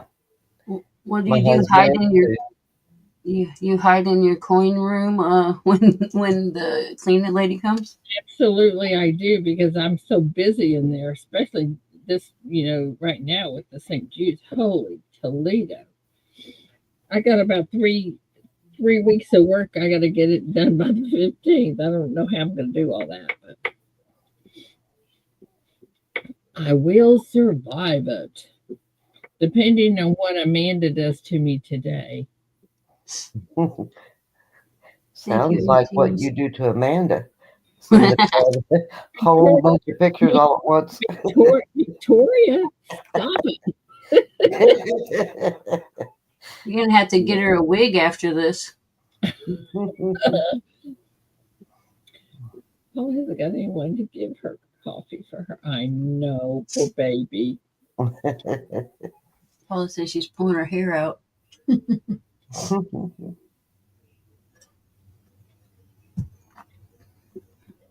The neat thing about David is if I don't feel like cooking for supper, he didn't care. I probably cook once a week. But now he will get in the kitchen and he makes stew and it is so good. Oh my gosh. And he freezes it because he makes like 4 or 5 gallons at a time. And he freezes it. Well, if he wants stew, he'll thaw some out and he'll say, okay, now what is that we do to make cornbread? Okay, I'll make the cornbread. And I don't even like it, but I make it for him. So That's because you're a little weird. what, did I make it for him or that I don't like Oh, it? you don't like it. You know, I don't like cornbread. Yeah, Really? I really don't. I've never liked cornbread. there's very few things that I don't like. It's just that cornbread's one of them. I don't care for it by itself, like I said, but I love it in like my ham and bean soup and chili and potato soup, and I love it in that.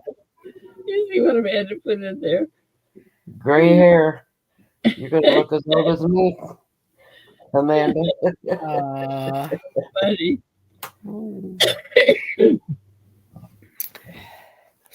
I know that feeling.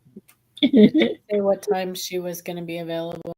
I don't think she ever answered me. Or she did. Never answered. She's ignoring you. Are you ignoring me? 2 Innovation Dollar albums, P&D for position 1 for position A and 1 for position B. I used to pull my hairs out. I used to pluck them out. Well, y'all just call me what time y'all want to do it. It's gotta be around 10, or I can't do anything until 10 o'clock. Just give me a call. Says she's available all day. Yep. Yeah, there you go. What about you, Paula? What? Are you available all day? Yep. Okay. As far as I know, I think I have to babysit Liam today, but I can still be on the computer with you guys. Okay. I don't think he has school today. I think next Friday is a makeup day. Okay, so let's do 10:30. Okay, Which is 9:30, 8:30 my time. Is that good? Yeah, I don't care. It's fine with Is that me. good with you, Amanda? I mean, I basically am just gonna sit there and be moral support. So Okay, well we'll just. I don't think anything. but I think that's what she needs right now. She just needs some moral support. She just needs some moral support. And if she has any questions, us being right there to answer them is a lot quicker than her trying to ask, message us or. I like, what I do like. First of all, Murray Calendars used to have the best cornbread ever, but I like the honey butter on cornbread. I like that. I do like that. I like making my own honey butter and garlic. What's that restaurant that you get unlimited biscuits and they give you like the honey butter for them? Well, I don't know. Texas Roadhouse. We went to that one place in Oklahoma, in Tulsa. I think it was in Tulsa that we had the Culture does that. Yeah, what was that? Was it the Texas Roadhouse or something? Roadhouse, I think. Yeah, when we went with Seeker and Frosty. Yeah, I think that was the Roadhouse. Texas Roadhouse. I think Texas Roadhouse. I think those were good. Cultures is another place that does that. Yeah, because I had prime rib, yummy. What is it? Culver's? Coulter's.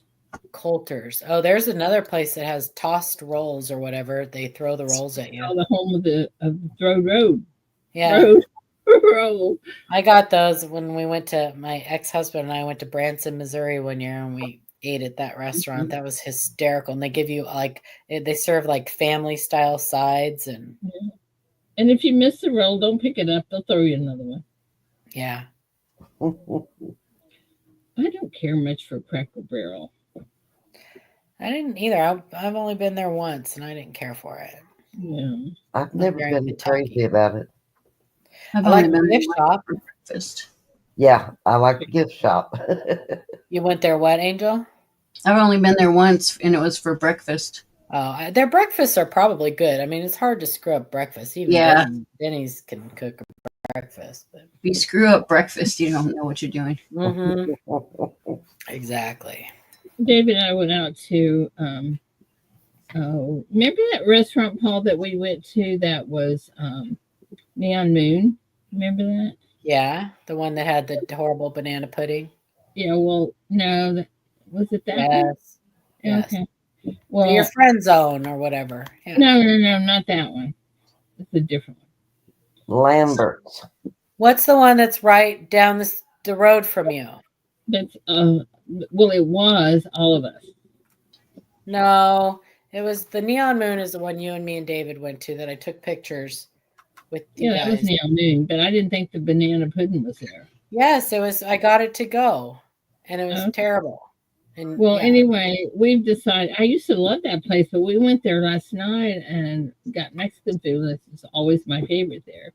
Had no taste, none. I mean, the hot sauce or salsa tasted like they opened a can of tomato juice.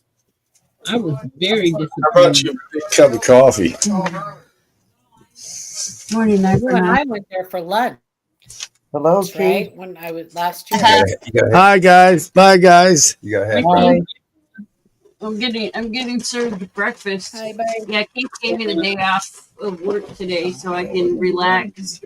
Oh, I got the grandson later. Oh.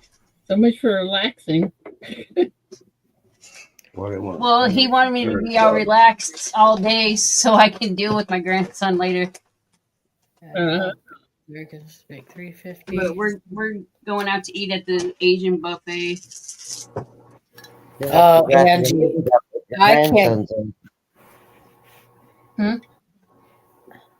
I gotta. You have to put your hands up if your grandson's there. Yeah, I'm definitely gonna have to have probably just put on boxing gloves or something. 3 teaspoons. I 2 think because I tablespoons, don't like seafood is why I don't like Chinese and teaspoon salt, Japanese and pepper, baking soda, all that kind of stuff. add They milk got to get to their they got this thing called Mongolian Grill where you can put like noodles and different sauces. Love that. Oh, And then I they love cook that it up place. on the grill for you. You got more breakfast. That's the one that cooks at your table. Lunch. Morning, Wendy. I got to go get the card. I love that Mongolian Grill. Shoot, I'm trying to copy that thing, Angie. I can't. I'm gonna take a screenshot of that. Is that your cornmeal? That must be your cornbread recipe. But we don't. I can't find white cornmeal around here. I used to get they used to have the best hush puppies.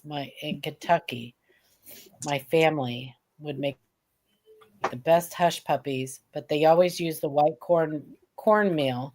My mom could never duplicate that recipe because we can't find that. We can't find white cornmeal around here. Maybe you can get can on order. Amazon. I bet I can. Yeah. Whoops. Thank you, 9 for 9, Wendy. Yeah, I've been learning how to I always do just things use without my thumbs. There you go. It's Oh my hard, isn't gosh. It's hard. I see he cooked you breakfast. You're scissoring that hash brown. Yep, I'm scissoring my hash brown. Look at her scissoring the hash brown. I see he cooked that special for you, Angel. You sicko. Yeah, this is Keith's cooking. Yeah. And the high knee. Don't forget the high knee, Ray. Boys have 3 knees. Right knee, left knee, high knee, and knee knee. I seen that meme the other day.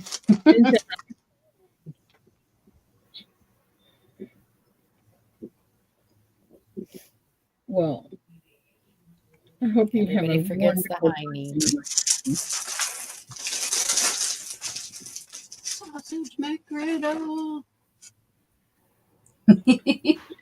Is that a McGriddle? Yeah, it's a McGriddle. Oh my gosh, I love those with the sausage. I don't like the ones with the egg in it, but I like this. Yeah. What really it freaks me out when they put cheese on them. Yeah, they don't do that normally, do they? I think the one that has egg, they put cheese on it too, and cheese just is weird with syrup. Yeah, I just like the sausage and McGriddle thing. Yeah, that's what this one is. It's just this sausage, but they have like the sausage, egg, cheese. Yeah, I can't do the egg cheese on it. I could do the egg. The cheese just freaks me out. Do you like cheese on scrambled eggs? Yeah, but I don't like cheese with syrup. Yeah, right. Morning, 949. Y'all are making me hungry. You know what one of my favorite breakfast food is, and that's potatoes. Like not so much hash browns, but I like to make potatoes with onions and Country bacon. potatoes. Oh my gosh, that's so good for breakfast. That's like the like the country cube potatoes. ones. Cube them with the what do they call it? Yummy.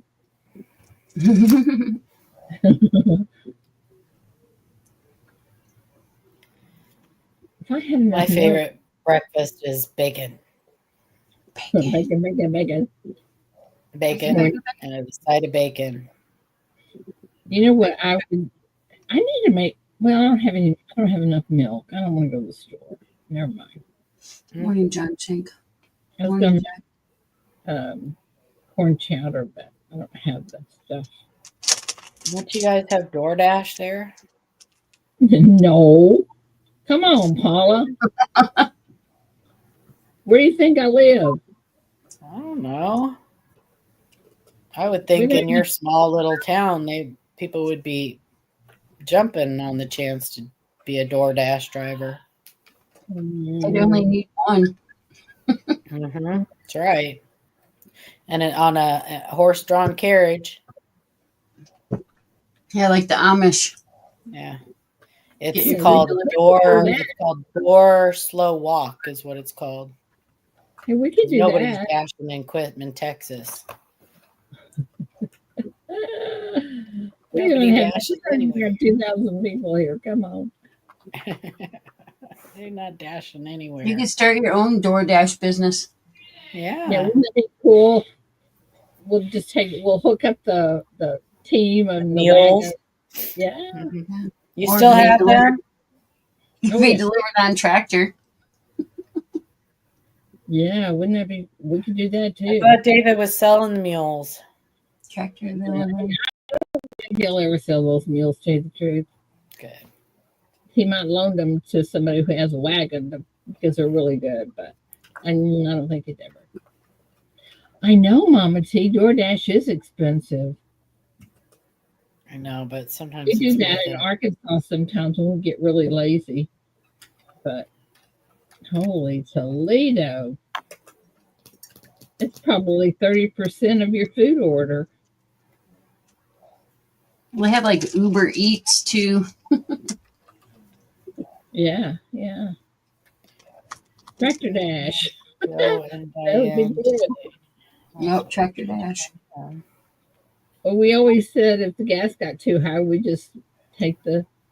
I got to tell you, when we're out, when we have the wagons hooked up, and there's, there could be 3 or 4 of us, or they could be 25 or 100 of us. You just never know.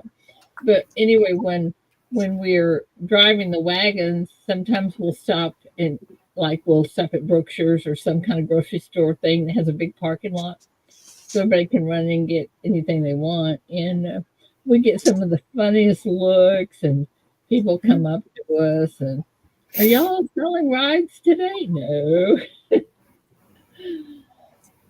"Can we just go around the block?" "No." We'd be there forever doing that.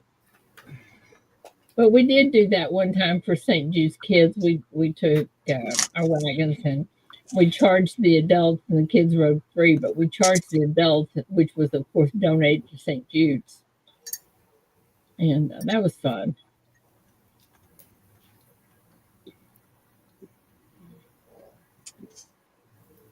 John Shank DoorDashes. You need to be careful, John. Right? Crash his Harley.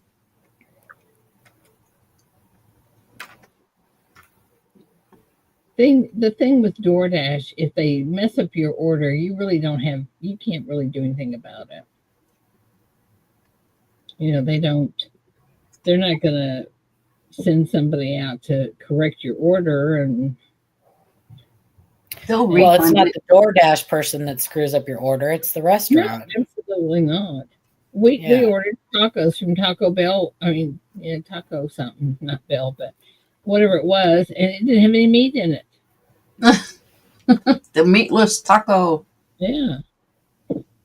Well, No, they'll refund you if you tell them your order's messed up. yeah. Yeah. And then you'd have to put in a whole new order to get your stuff.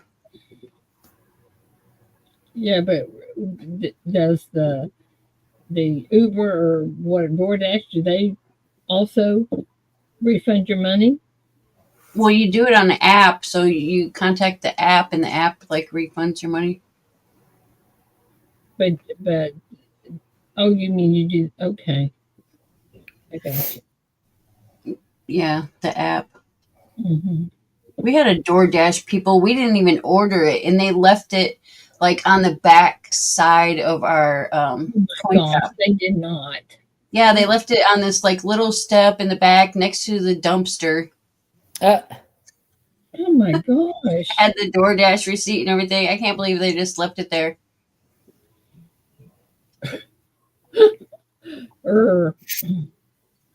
The only place that I know around here that delivers food there's a pizza place, and they charge you $2 to $4 depending on where you live to deliver.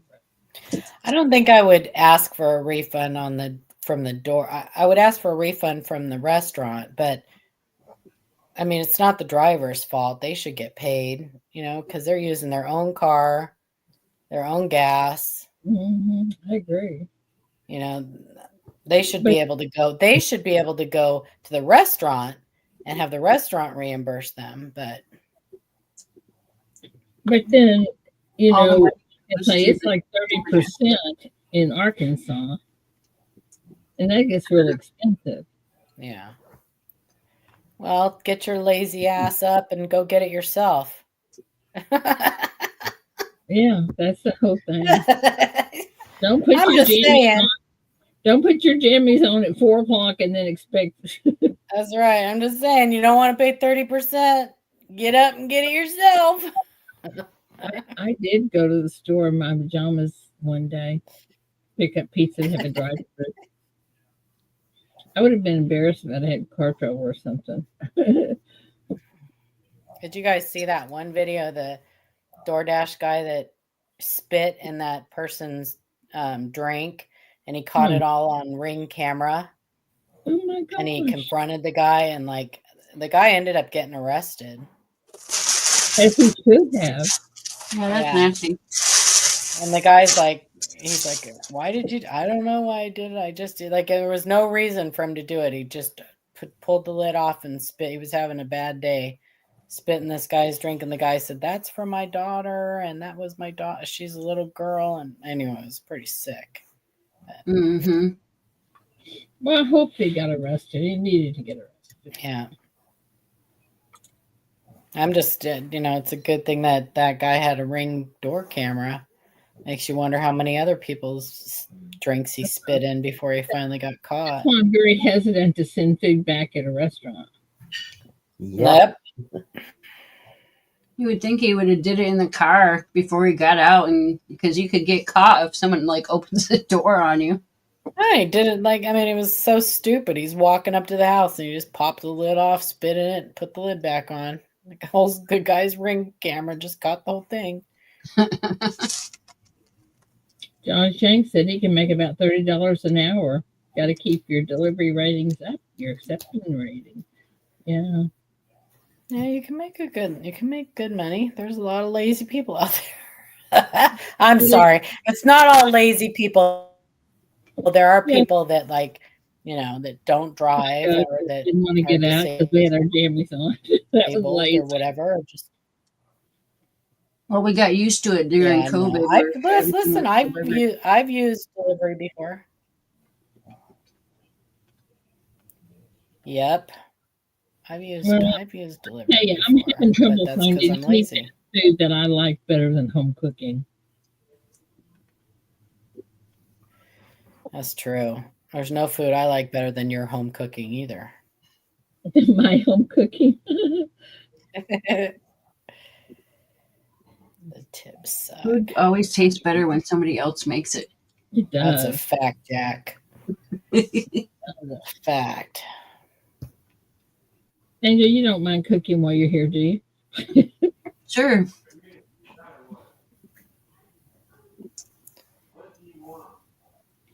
We're going to Jefferson. We're going to Tyler. Thanks, Ida. I should rub it in a little bit more. She literally sang that like neener, neener, neener. She did. I mean, that's just cruel. Am I like that, y'all? Come on. Y'all know better. You just did it on camera. It's recorded for the entire world to see. I just said to Angel. I wasn't talking to you. Excuse me. I said, Angel, we're going to go to. No, you said, we're going to Tyler. We're going to Jefferson. Neener, neener, neener. I did not say neener, neener, neener. Well, you might as well have. She's like, stick your head in doo-doo. I mean, ouch. Oh my goodness. And anywhere, and if she did. You guys heard it. I told you she's got you guys all fooled. How did I not say? I have said that over and over. No, y'all don't believe her. No. No, see, Victorious. There you go. Keep her at an arm's distance, you guys. Keep her at an arm's distance. Cut it off a little bit. It's a Oh little my bit. God. Angel. This was one of Ida's suggestions. Yeah. Then you can peep inside to That is- see what's going Oh on. my God. Yeah. Don't y'all think that would be good? So funny. I can Cut it off a little bit. I, Make it a little shorter. No, I know, Mama T, and I'm just kidding. You know, I'm not talking about you guys. I'm not talking about the people that need to use it. I'm talking about people like me who are just lazy. and that me didn't want to go because I had my jammies on. But then just don't complain about the having to pay the fee. You know what I mean? Like if you don't want to put your slippers on and get your happy ass in the car, pay the 30% and be happy about it. Be glad you're there, right? Be glad, yes, right. I haven't been to the grocery store in like a year. Listen how bad we are. We go and pick a pizza a lot. And my friend called me yesterday afternoon and she said, I didn't want to go out and eat. I said, I can't. I'm waiting on the TV people to call me. So she said, okay, I'll just bring something. So she said, call the pizza place. I said, okay. So I called them. I said, hi, this is Ida. And she says, oh boy. She's a pretty lady. Okay, I got you covered. And then and I didn't even tell her what I wanted. And then Cindy went and picked it up and she said, oh, that's for Ida. She said, yeah, that's Ida. She said, and you're paying for it? I expected Ida to pay for it. She said, well, I'll get her when I get home. I would have inspected it for like boogers or loogies. I'm surprised she didn't call me and go, I got pizza. I got pizza.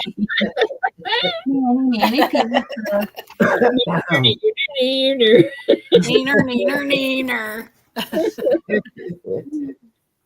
Listen, you got a lot more good stuff around there than I do. You got a place, you got cheesecake. Don't you have a cheesecake place? No, we don't have a cheesecake factory here. I think the Okay. closest one is probably in Portland. How far are you from Portland?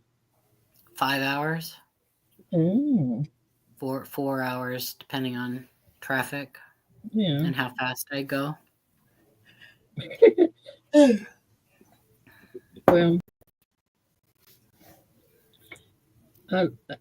I've been to Cheesecake Factory one time in California, and I think we were in Glendale, but I'm not sure. But it was so good. It was so good.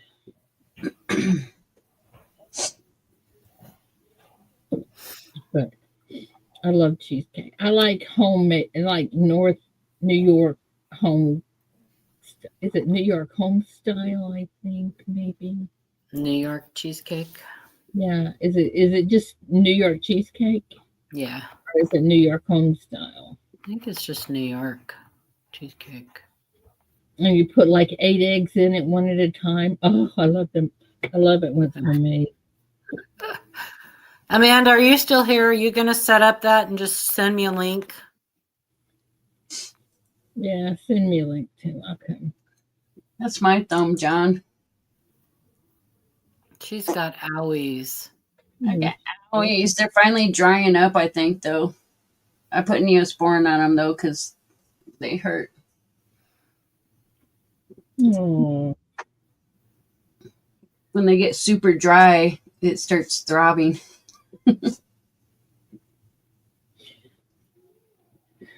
So, are you selling antibiotics for it? Yeah, I just started the antifungal medicine like 2 days ago. Mm-hmm. The antibiotics, I think the antibiotics made it spread. Really? Yeah, because some kind of reaction. It was an infection. No, I can do it, Amanda. That's why I was asking if you wanted me to do it. I can set up a StreamYard thing. She's laughing at you. You have to do all the work. She's like, oh, so yeah, Paula's not doing anything. Let her do it. Yeah, I can do it. It's not a big deal. Yeah, let Paula do it. She's not doing anything. You said what time? 10:30. So that's 8:30 my time. Yeah, if that works for I better y'all. set my alarm because I'll forget. Well, give me enough time to get in there and get that room where I can I'm walk gonna go over. get me a breakfast burrito today. Oh, man, I I might know. have to have breakfast too. Or I before. don't mind. Okay. Yeah, well, whatever, Amanda. If you want to do it, just whatever, honey. I know you're not being difficult. You're being honest. No, she's not. She's not doing all of the work. Are you, Amanda? Come on. No, you and her are doing all the work. I'm just Yeah. sitting back being the cheerleader. Go. Let Dingling make Good it. job. Yay. I just sit here and wait for if somebody has a question for me. That's all.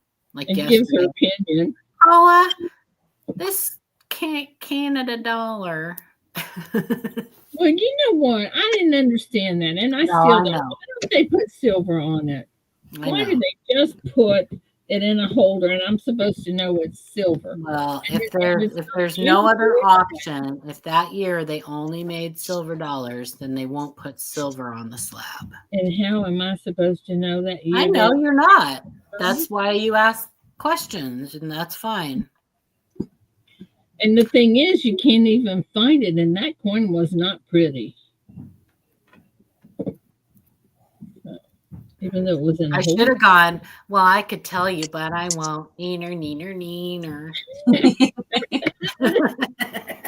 I know the answer, and you don't. Oh, my goodness. You are never going to live that down, Miss Ida Herring. I don't know. I have witnesses. How many people are in here right now? I did not. I did not say anything. She did. Oh, look what I just. She sang the Neener song. Kraken. I was just going to ask about you earlier. We had somebody said something about Kraken. And I was going to say, Kraken? Kraken Travis. I haven't seen him in forever. He was at Ray's yesterday. Well, I don't go to Ray's. You know that. Who goes to Ray was Ray's? having a fire sale or a moving sale. A moving. Oh, that's right. He's moving. Did he already move? Where's my? It's friction burn from switching hats. So I might. That's okay, right. I found. Charles heard everything. It's on recorded. I got something for you. Fungal cure. Oh, it looked like it said turd.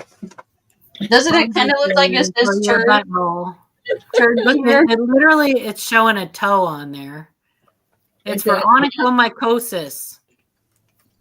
Nothing stronger without our prescription. Kills 6 types of fungus. Yeah, it kills foot fungus and jock itch.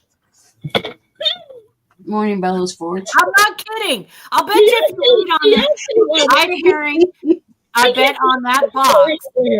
I'll bet you on that box it says jock itch somewhere. You think we're not reading it today. Oh, that's McDonald's. It has my name on it. It sure does. Wow. That's the problem. She's been itching her jock with her thumbs. She's got jock itch. I got real bored and stuck my thumb up my butt. That's right. She's like, I wonder what would happen. Okay. Like that on my thumbs. Time for the weekend. Haven't you heard that saying? Somebody's like, oh, I've just been sitting around with my thumb up my butt all day. Sitting on my thumb. Corey, I love you, honey. Bye. Love you. Gotta go. Bye. Love you guys. Bye. Happy birthday, Angel. Oh my goodness. You guys. Ida. Have a good time. Love you, Victoria. Love you, Angel. And Paula. Bye, guys. Guys in chat, love you. Sorry, I don't know what to say. You can't take Paula anywhere. She has no filter. Hello, Bellowsworth. Anyway, love you guys. Hi, Sky Quest. Haven't seen you in a while. Good to see you. You guys have a great weekend. And yeah, I know. Y'all, they can be Ken. That's why I say I can't take Paula anywhere. You guys have a wonderful weekend. Don't get into any trouble we can't get you out of. And we love you. So I'll see you all on Monday. Bye, guys.